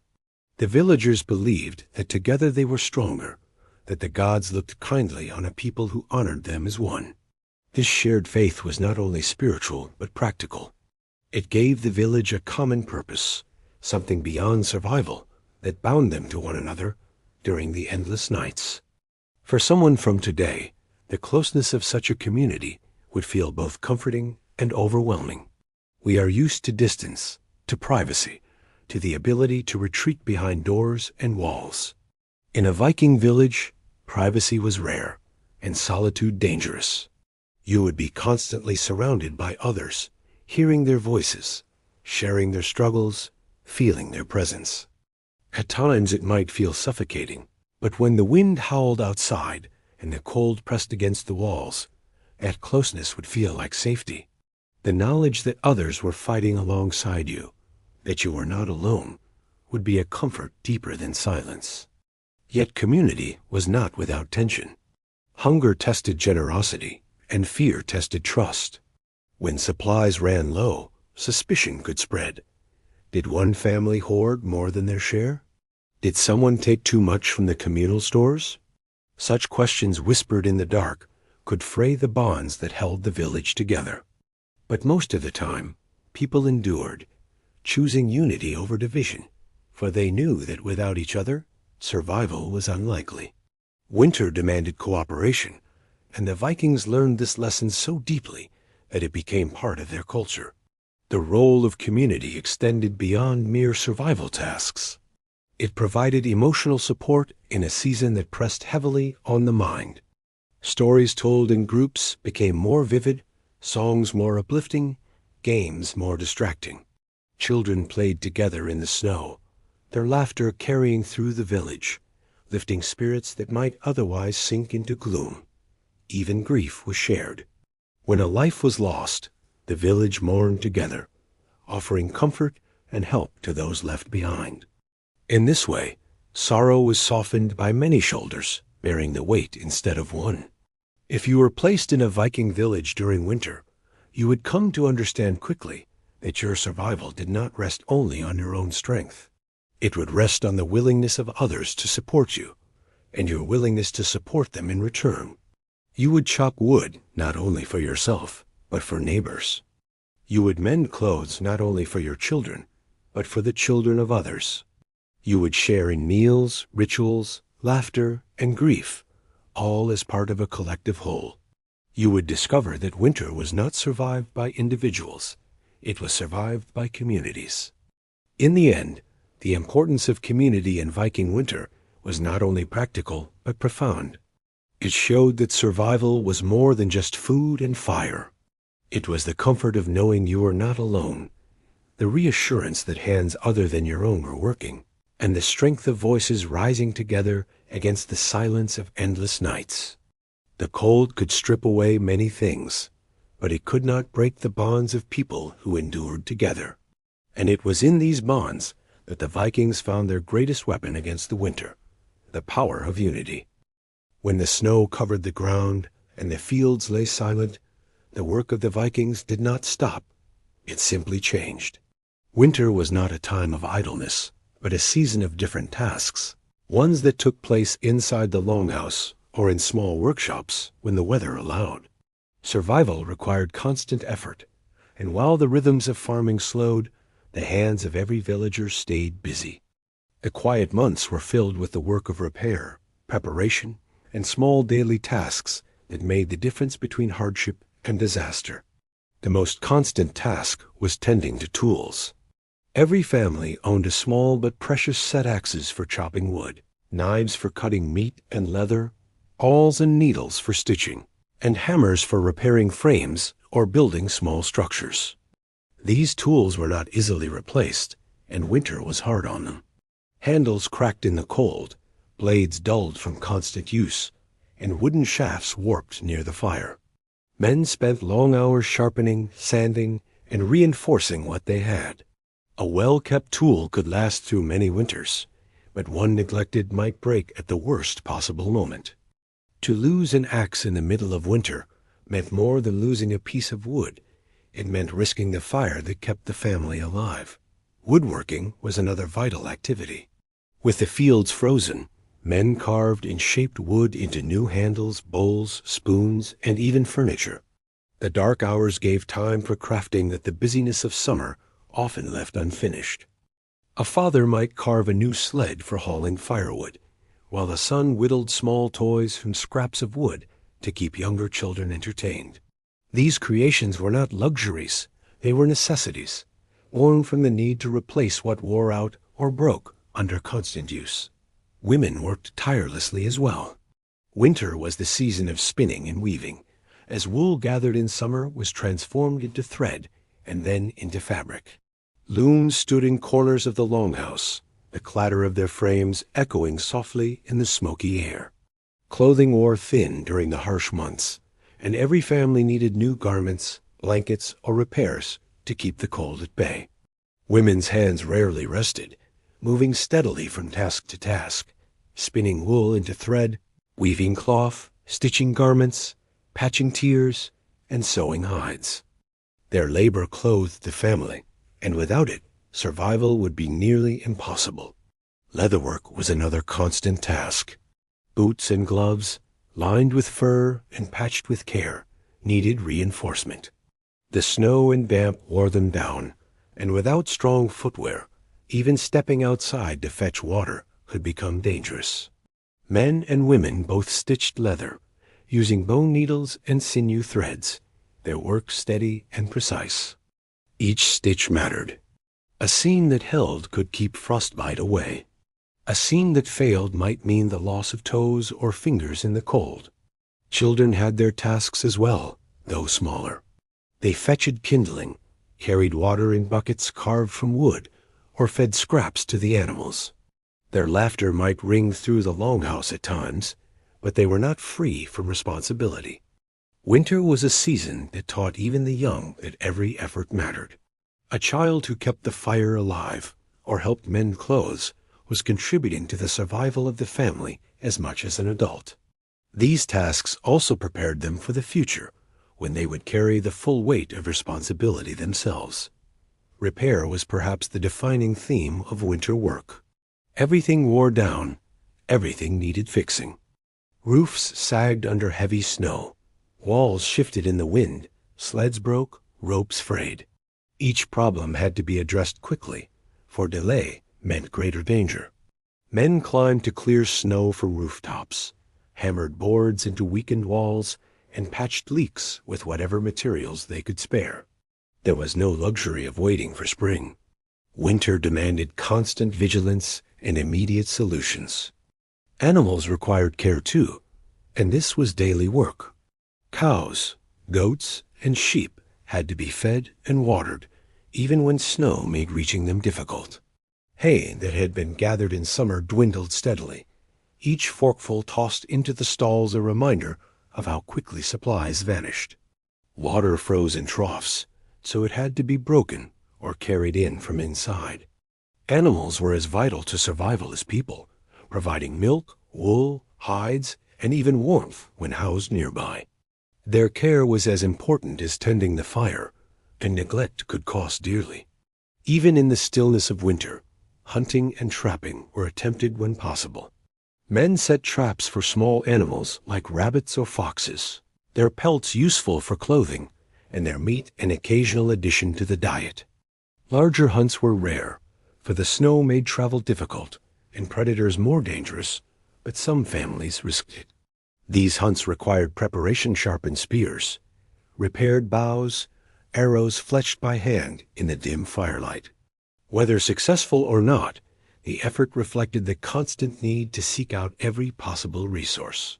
The work of winter was quieter than that of summer, but no less demanding. It was work that asked for patience, precision, and endurance rather than speed and strength.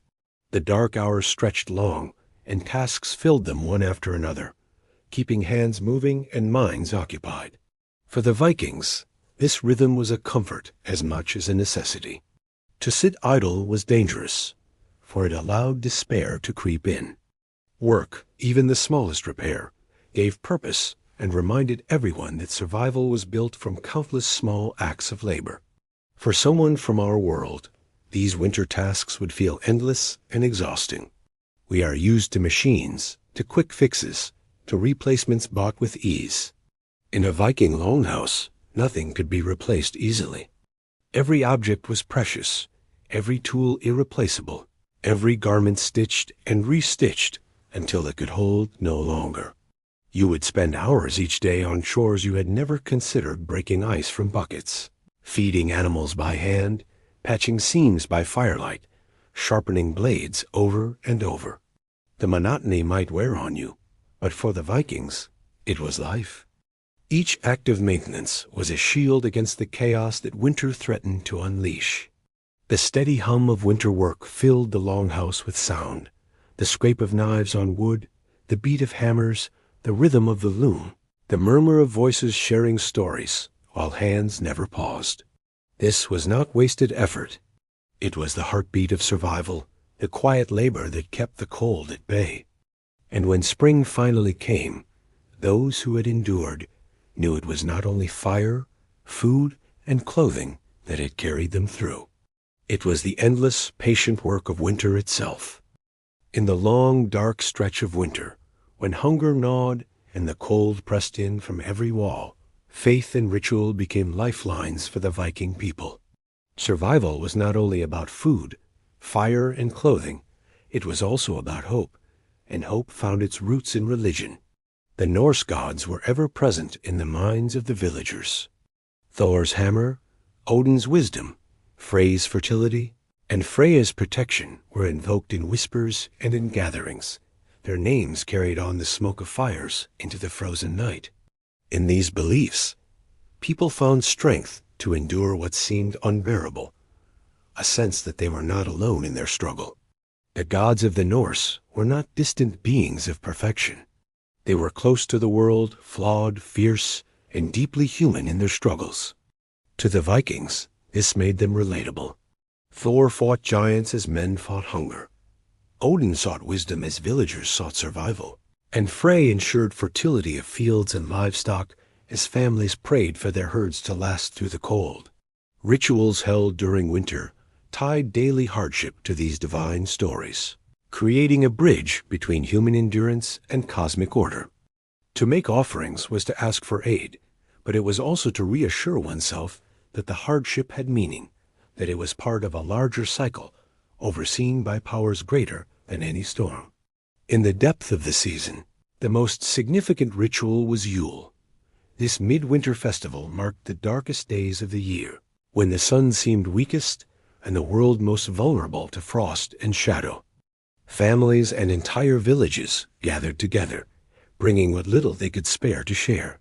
Fires were lit high, torches blazed against the night, and sacrifices were made to the gods, sometimes of animals, sometimes of food, occasionally even of valuable objects.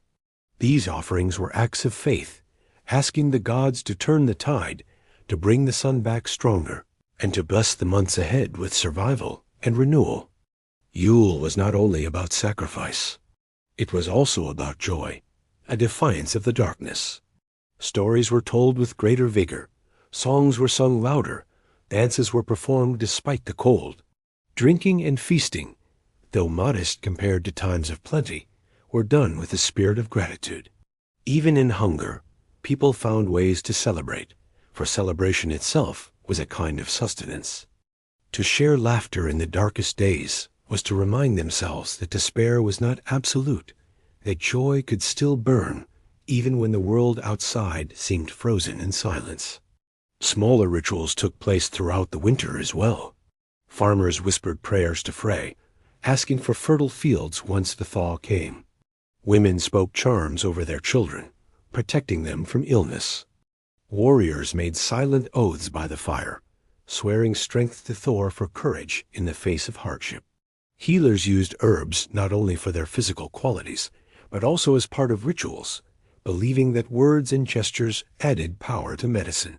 Each act, whether great or small, was a weaving of the spiritual into the practical, binding faith to survival. Symbols carried great importance in these months. Carved runes were kept as charms, etched into wood, bone, or stone, their shapes believed to hold power. A rune for protection might be placed above the hearth, another for fertility carved into a tool. The act of carving itself was a ritual, a slow and deliberate promise that the world was not without magic. These symbols gave comfort, reminders that forces unseen walked alongside the visible struggle of daily life.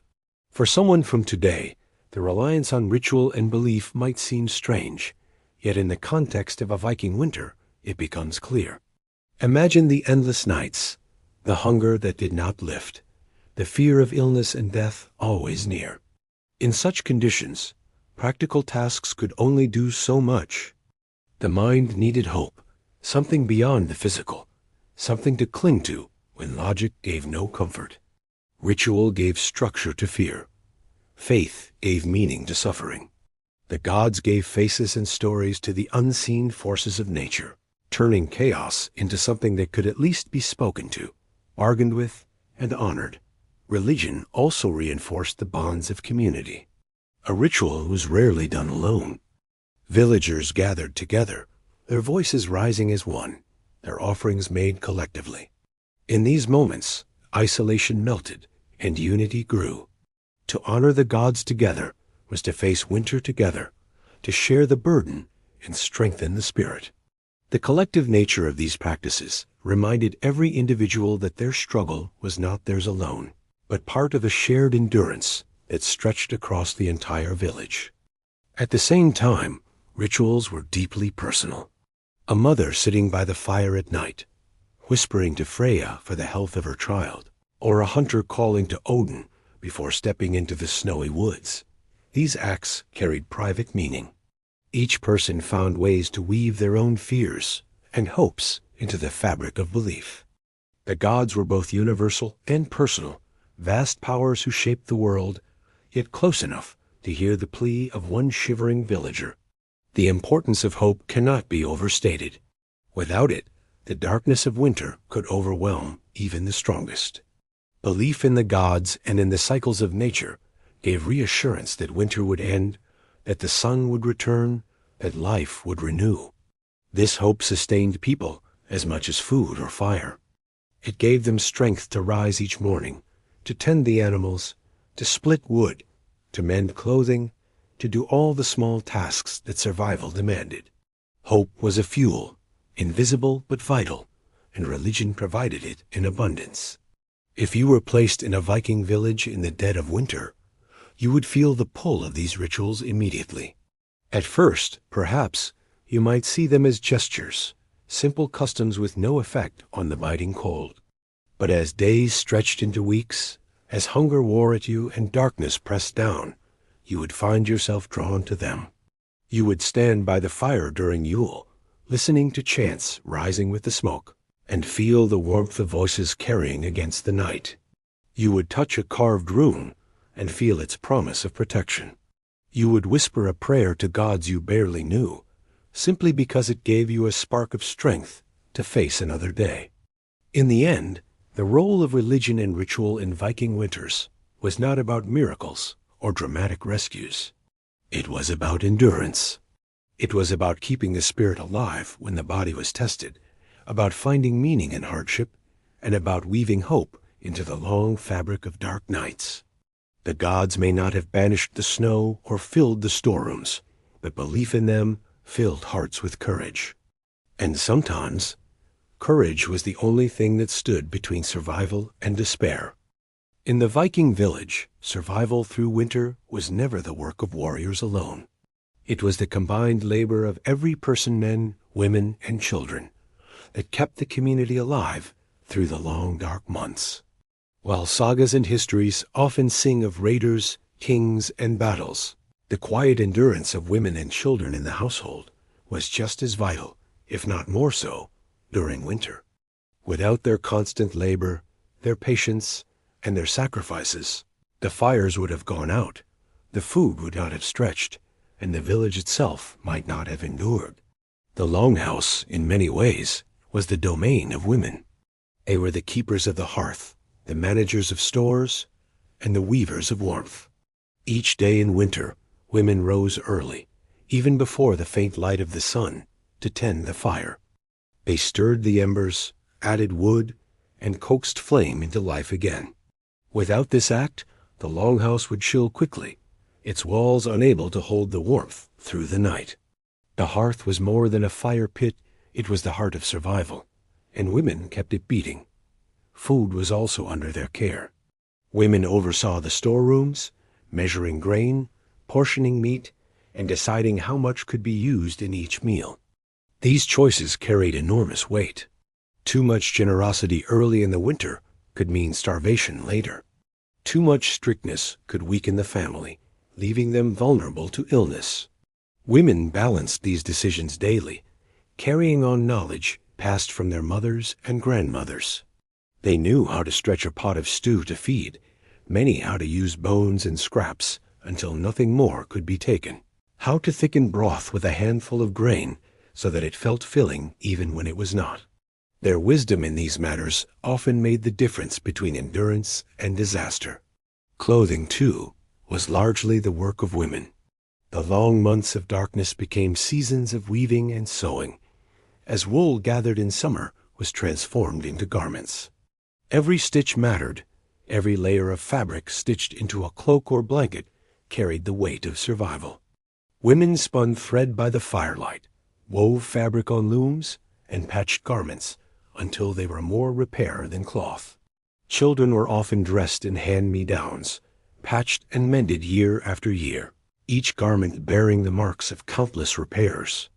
The endless work of women's hands clothed the village, shielding bodies against the unforgiving cold. Children, though smaller and weaker, were not idle. From a young age, they were taught that survival required their help. Their chores were small but constant: fetching water, carrying kindling, feeding scraps to animals, and learning to spin wool or mend simple tiers. These tasks prepared them for adulthood, but they also contributed directly to the household's endurance. Even a small bundle of sticks carried in by a child meant one less trip for an adult.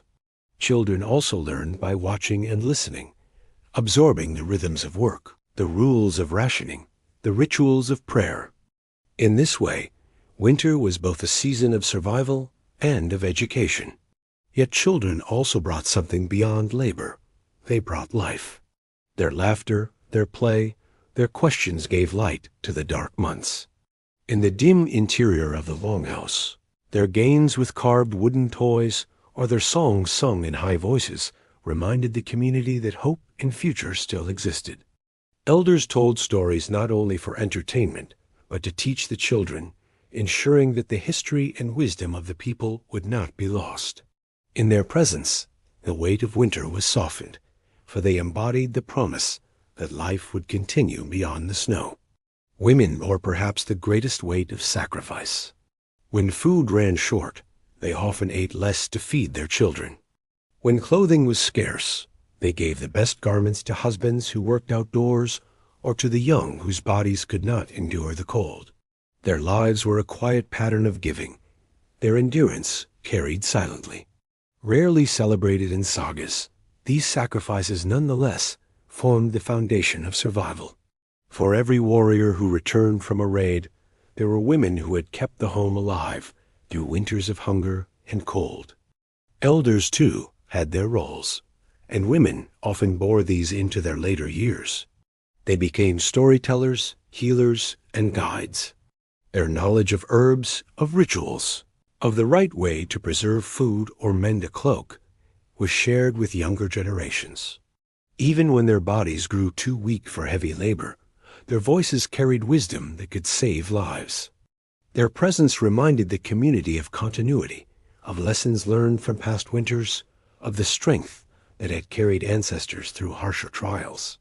Their counsel helped steady the minds of the young when despair threatened to take hold.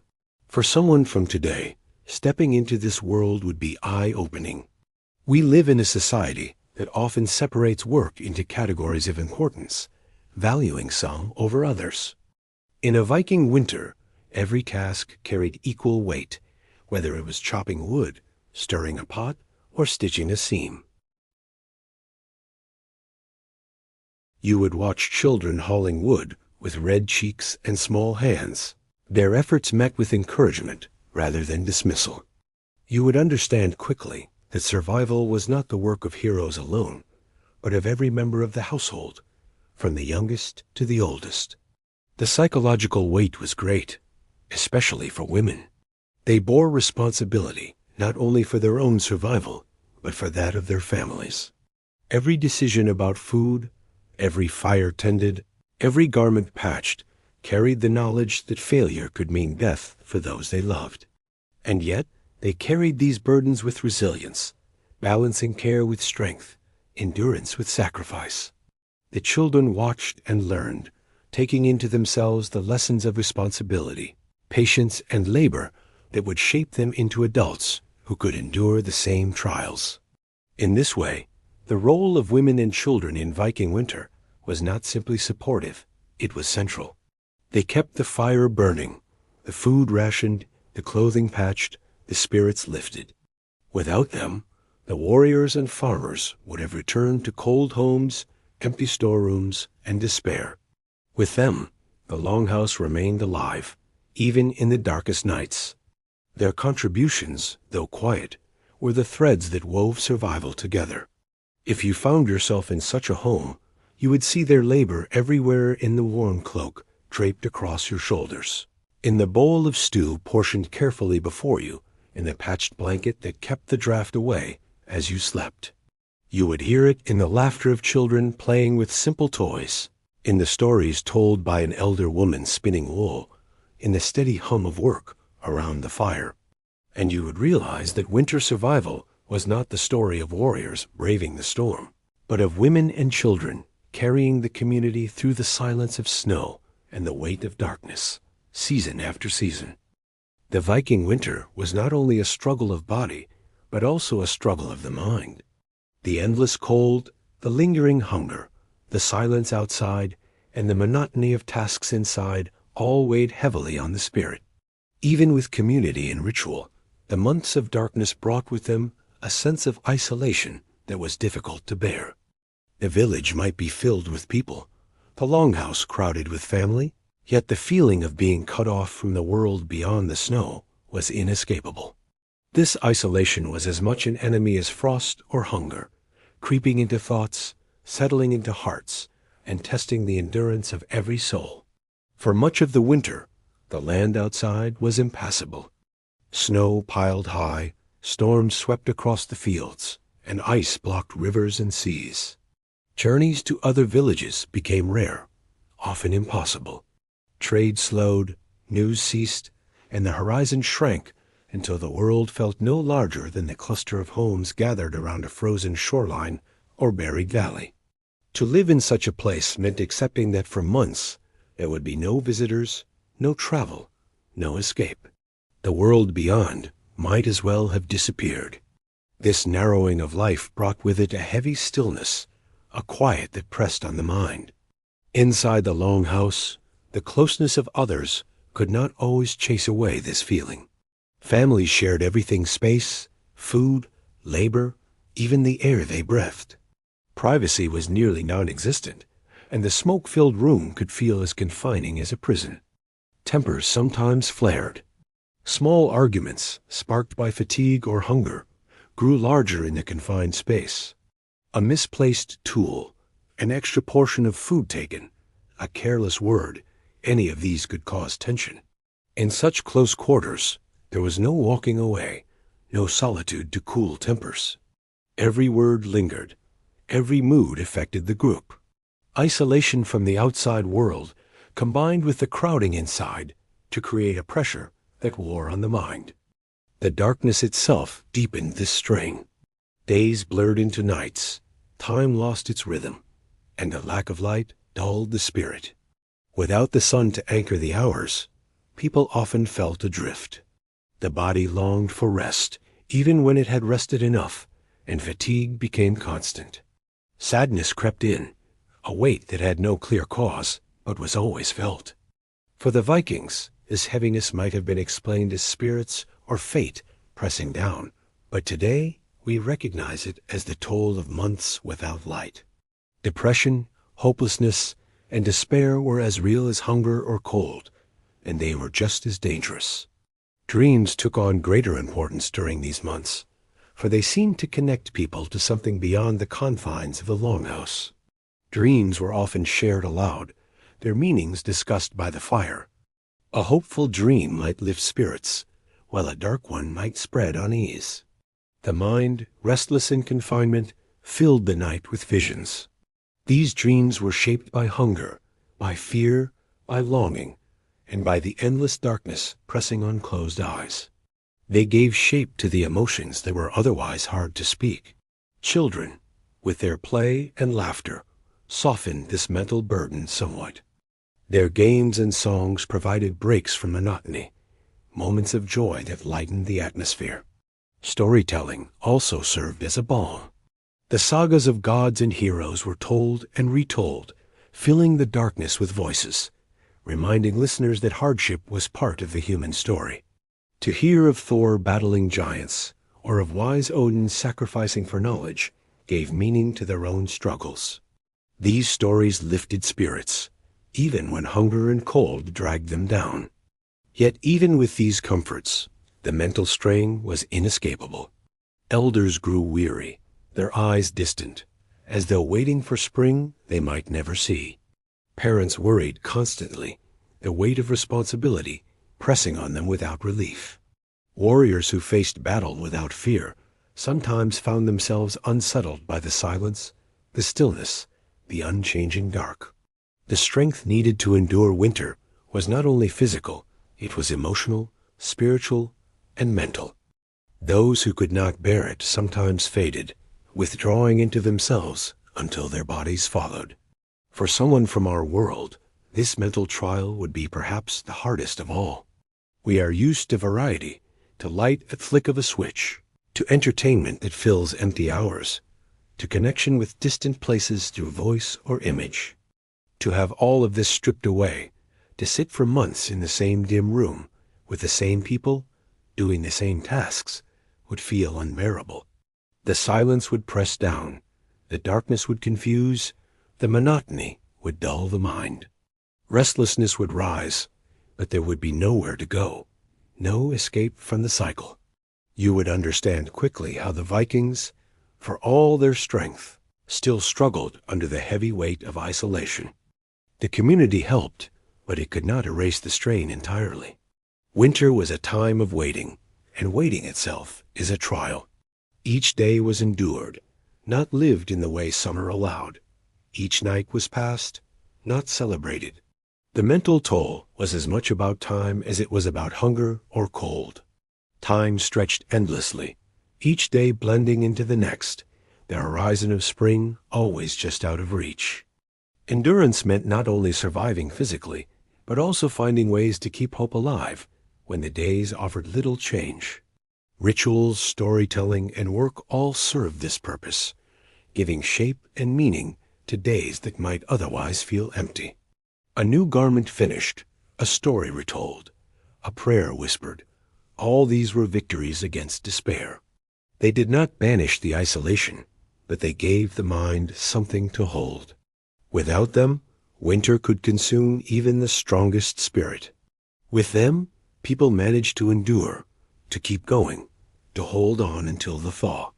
If you found yourself in a Viking longhouse during the frozen months, you would feel this mental strain quickly. At first, perhaps, you would marvel at the closeness of community, the rhythm of tasks, the comfort of firelight. But as days stretched on, sameness would set in. You would long for space, for light, for quiet air that was not filled with smoke and breath. You would feel the weight of time pressing down, the endless dark gnawing at your sense of self. And you would come to understand that isolation was not only the absence of others, it was the absence of change, of variety, of light.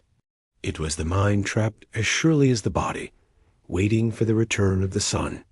For the Vikings, surviving this isolation was as heroic as any raid or battle.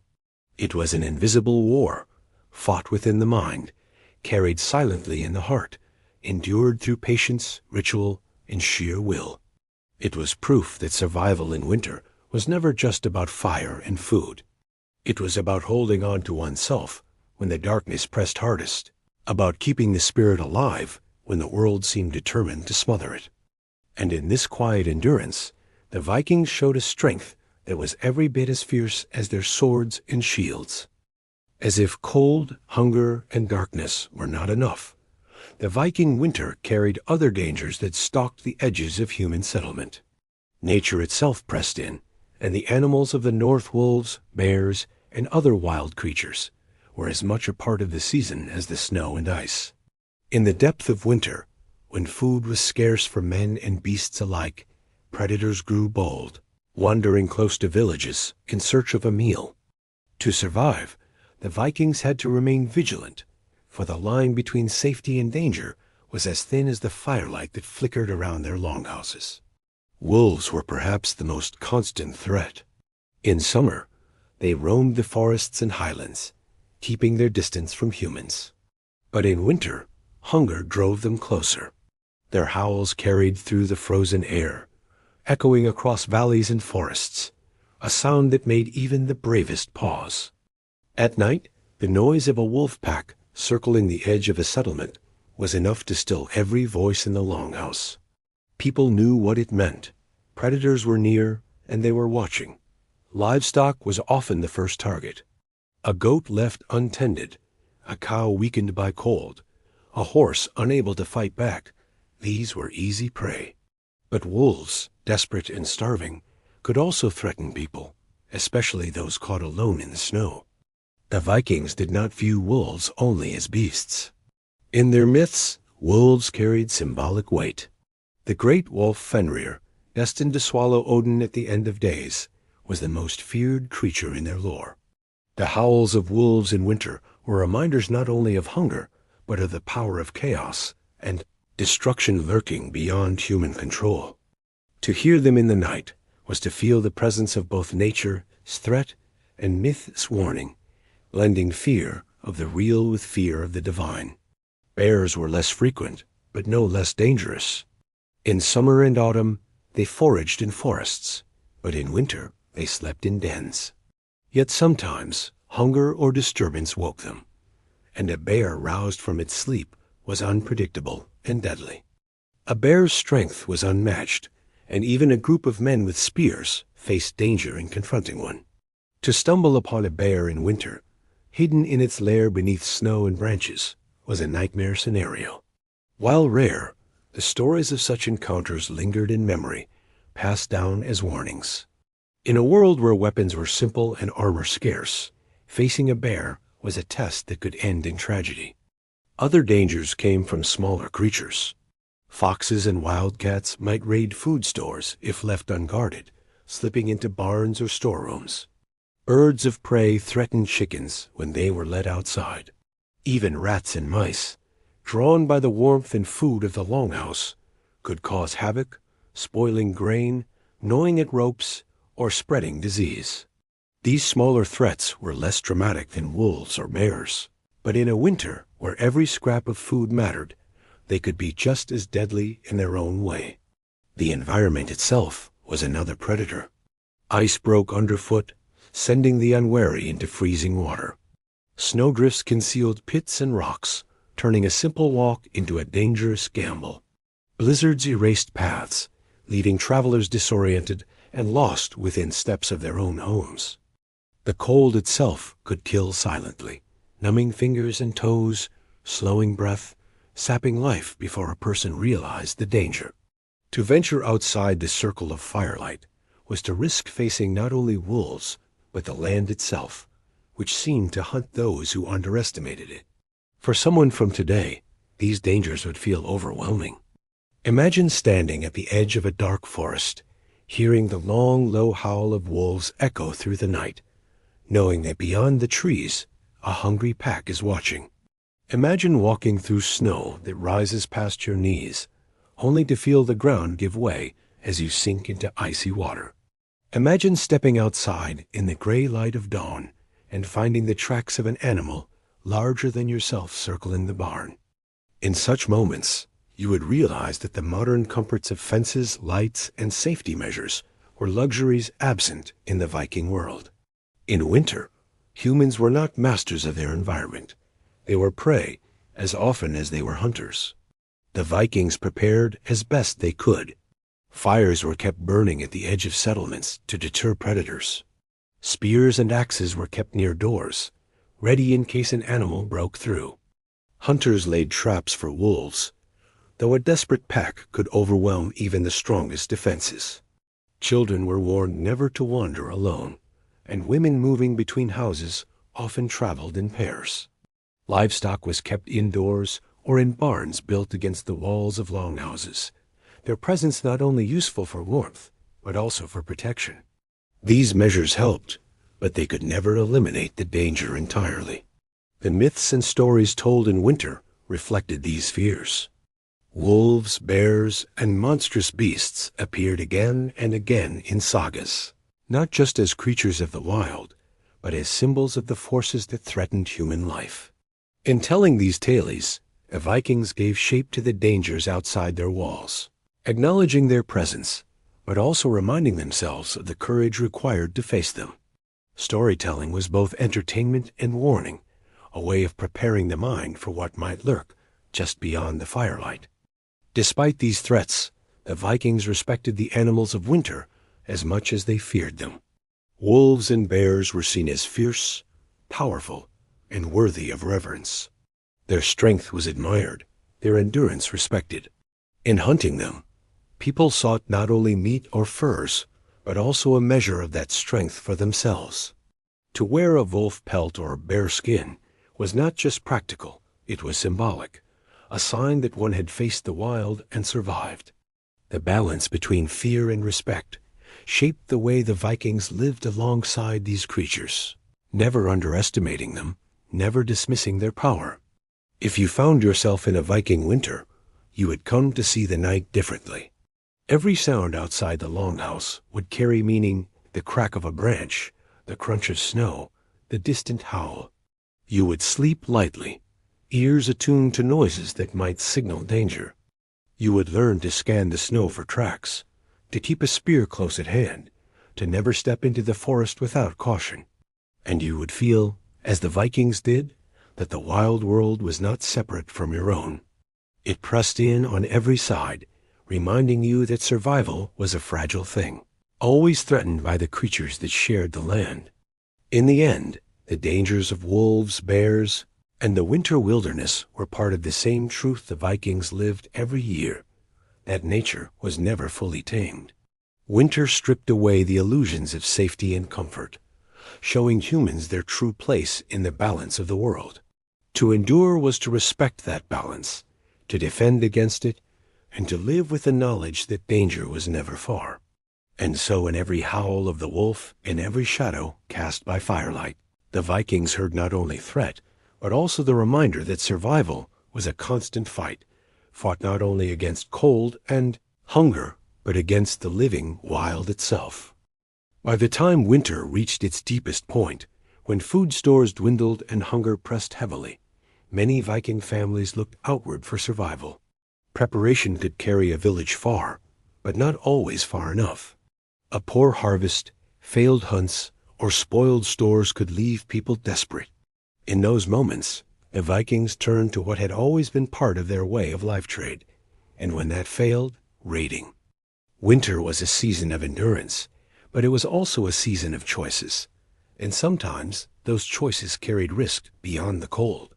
Trade was the more peaceful answer, though it was not always possible.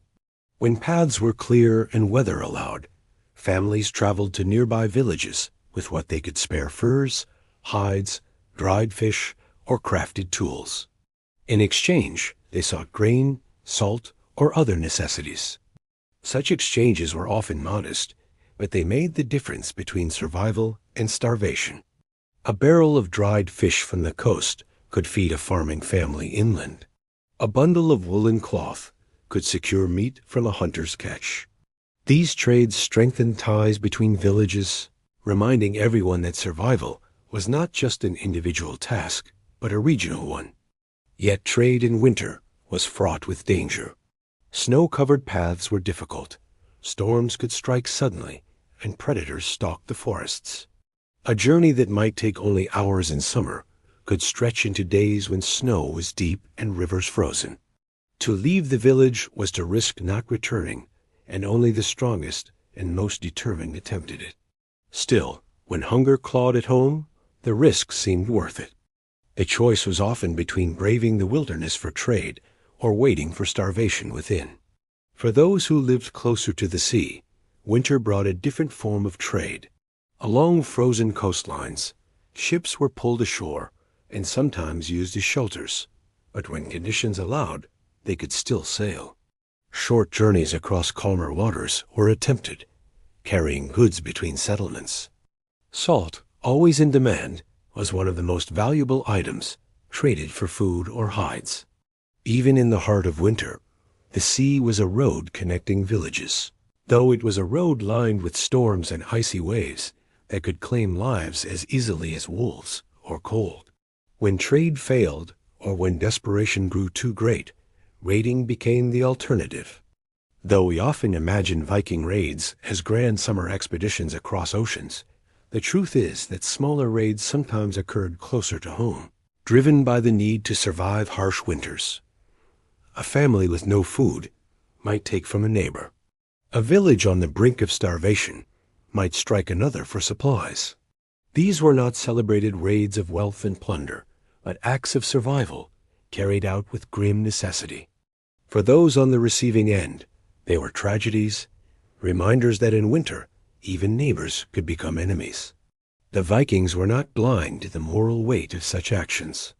Stories of betrayal, theft, and violence in times of scarcity lingered in their oral histories. The bonds of community were strong, but hunger tested them. A raid might save one family, but doom another. And yet, when faced with starvation, choices narrowed. Parents would do anything to keep their children alive. Men and women would risk shame or conflict if it meant survival. In this way, raiding was not only a practice of warriors, it was also a desperate act, born of the unforgiving season. Trade and raiding both carried another layer of meaning in the Viking world. They were ways of asserting strength. To trade well was to show that one's household had something to offer. To raid successfully was to prove that one's people could endure, even at the expense of others. Survival was not only about enduring quietly, but about demonstrating that your family, your village, your kin could overcome the hardships that crushed the weak. The sagas remembered such acts, not always with praise, but always with weight. To act decisively, whether in trade or raid, was to refuse surrender to the cold. For someone from our world, these choices would feel harsh and shocking. We are accustomed to abundance, to systems of supply that ensure shelves are filled, markets stocked, and hunger rare. To imagine a world where survival depended on risking your life for trade or stealing from a neighbor is difficult. Yet in the Viking winter, such decisions were reality.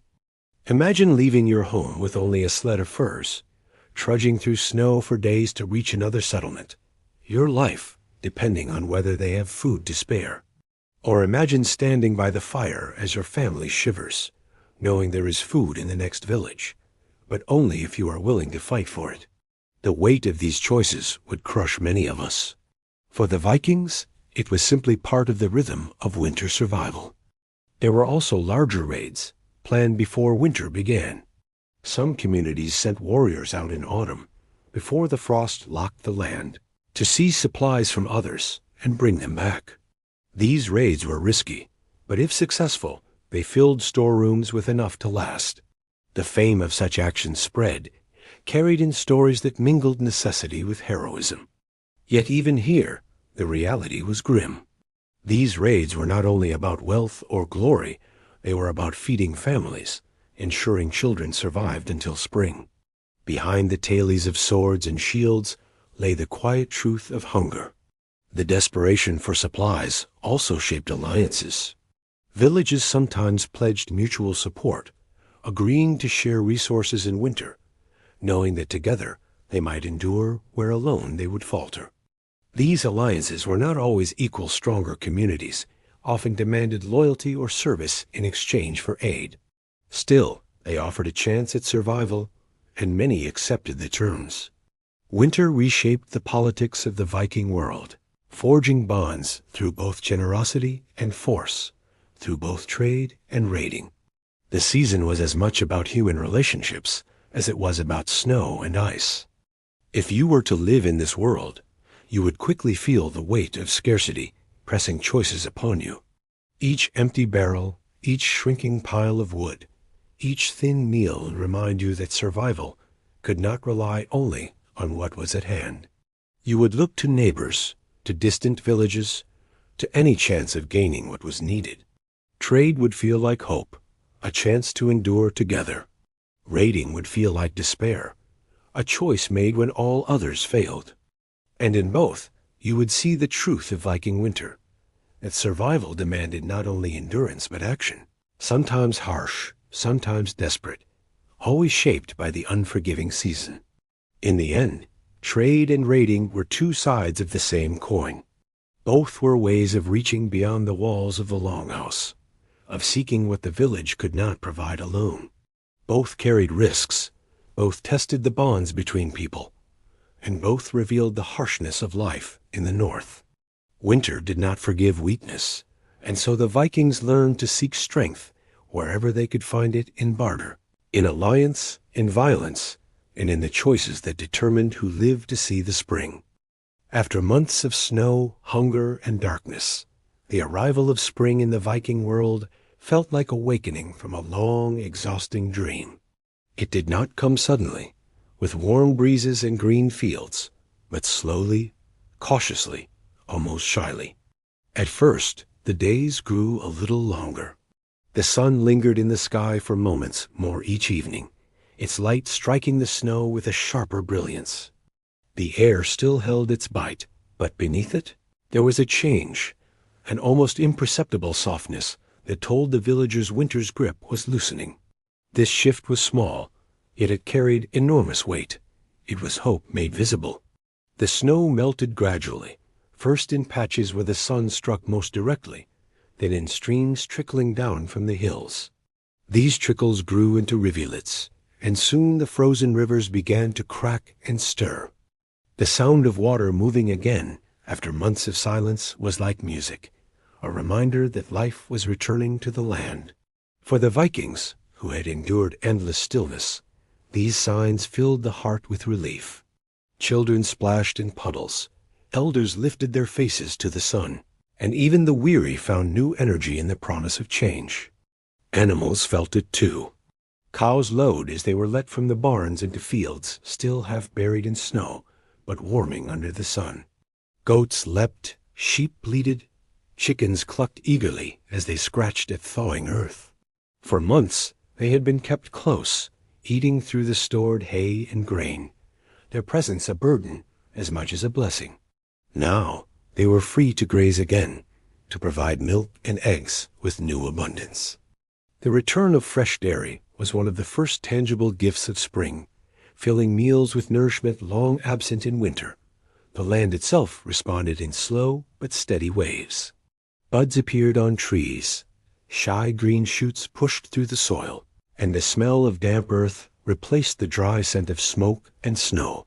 Farmers walked their fields, assessing the damage, planning the new planting season with a mix of relief and anxiety. They knew spring was not only a reprieve, but also a demand. The work of summer and autumn began again almost immediately. Seeds had to be sown, animals tended, nets cast for fishing. Survival depended on making the most of the months ahead, storing up enough to endure the next winter, which always waited just beyond the horizon of time. For families who had survived, spring was more than just the end of winter, it was victory. Every bite of fresh food, every day of sunshine, was a reminder that they had endured what many had not. But this relief was never pure. It was mixed with grief for those lost to hunger, cold, or illness. Graves dug in frozen soil during the darkest months were visited now, flowers placed upon them, prayers whispered to the gods for their spirits. Survival was joy, but it was also memory, the knowledge that endurance came at a cost. Spring also brought gatherings. Villages that had been cut off by snow and storms now reconnected. Paths were cleared, rivers navigated, and boats returned to the sea. News traveled again of who had survived, of which families had been lost, of what trade might be possible. These reunions were bittersweet, filled with relief at seeing familiar faces, and sorrow at hearing of those gone. Yet they carried with them a sense of renewal, a reminder that life continued, and that the bonds between people were stronger than the silence of winter. Rituals marked this turning of the season. Offerings were given to the gods in gratitude for survival and in hope for fertility of fields and flocks. Fires were lit not as desperate shields against the cold, but as celebrations of light's return. Songs were sung, dances performed, and stories told with new vigor. Where winter rituals had been about endurance, spring rituals were about renewal. The balance had shifted, and the people embraced it with joy and reverence. For someone from today, experiencing the arrival of spring after such a winter would feel almost miraculous. Imagine months of hunger, of darkness, of endless cold, and then stepping outside one morning to feel the sun warm your face. Imagine tasting fresh milk after weeks of thin porridge and salted fish, or biting into the first green shoot pulled from the earth. These small things, often overlooked in abundance, would feel like luxuries beyond price. Spring would not be just another season. It would be life itself, returned after nearly being lost. The change also reshaped the mind. Where winter had brought despair and monotony, spring brought energy and purpose. The endless nights gave way to longer days filled with work, but work was welcomed when it meant life. Farmers bent to their fields with determination. Fishermen cast nets with renewed strength. Women spun and sewed with hope in their hands. Children played in the mud and water, their laughter ringing out as a promise that the future was secure for another year. The village, once shrouded in silence, now buzzed with movement and sound. Yet spring also carried its own burdens. The weak did not instantly recover from hunger, illness, or grief. Bodies worn thin by starvation took time to regain strength. The work ahead was immense, and the memory of winter's trials lingered. But these burdens were lighter because they were carried under the sun, with the earth stirring to life beneath tired feet. The struggle was no longer against death's grip, but toward life's renewal. That shift made all the difference. The arrival of spring in the Viking world was not simply a change of season. It was the proof of survival, the reward for endurance, the reminder that no matter how harsh winter had been, it could not last forever. It was a season that brought gratitude, not only for what was gained, but for what had been endured. And in that gratitude lay the strength to begin again, to prepare for the cycle that would always return. If you were to live in such a village, you would feel this transformation deeply. The sight of green shoots would fill you with relief. The sound of flowing water would lift your spirit, and the warmth of the sun would feel like a blessing you had long forgotten. You would eat, work, laugh, and mourn alongside those who had survived, sharing in the collective relief that came with spring's return. And you would understand, perhaps for the first time, why survival in winter was not taken for granted. It was not just endurance of the body, but endurance of the soul. And spring, in all its modest beauty, was the proof that such endurance was worth it. The Vikings saw spring as more than the end of winter. They saw it as the renewal of life, the turning of the great cycle, the reassurance that even in the darkest of seasons, light would always return. And with that return came not only relief, but the courage to face the seasons yet to come. And so, as the snow melts and the sun returns, we can step back and see the whole cycle of a Viking winter for what it was. It was not a season of romance or quiet beauty, as we might imagine from the comfort of our modern lives. It was a season of struggle, of hunger and cold, of smoke-filled longhouses and endless nights, of wolves circling in the dark, and the constant fear that food would not last. It was a time when every person, from the strongest warrior to the youngest child, carried a share of the burden of survival. For most of us today, to face such a winter would not be possible. We would not survive the cold, the hunger, or the isolation. And yet, the Vikings endured it year after year, their resilience carried not only by strength of body, but by strength of spirit, by community, by ritual, and by hope. The story of winter in a Viking village is not just about hardship, it is also about endurance. It is about the ways people held on to life, about the fire tended in the dark, the meals stretched to last another day, the songs sung to keep despair away. It reminds us that history is not only made of great battles and distant kings, but of ordinary people facing extraordinary trials. Their survival, quiet and steady, was as heroic as any tale of swords or shields. If you've stayed with me through this journey, I hope it has helped you find not only an image of the past, but also some rest in the present. This channel, *History for Sleep*, is here to tell stories slowly, gently, in a way that lets you drift while still learning. If you haven't already, make sure to subscribe so that whenever sleep feels far away, you'll always have another history to carry you into the night. And let me know in the comments what stories you'd like to hear next, or when you like to listen, whether it's at bedtime, in the quiet hours of the night, or simply when you need a calm voice to keep you company. Your thoughts help guide the journeys we take together. So as you close your eyes, imagine once more the long winter drawing to its end, the rivers cracking open, the first green shoots breaking through the earth, and the Vikings stepping out of their longhouses into the light of spring. They survived, as they always did, and their story has survived with them. May it bring you calm, and may it remind you that even the darkest seasons always give way to the sun's return.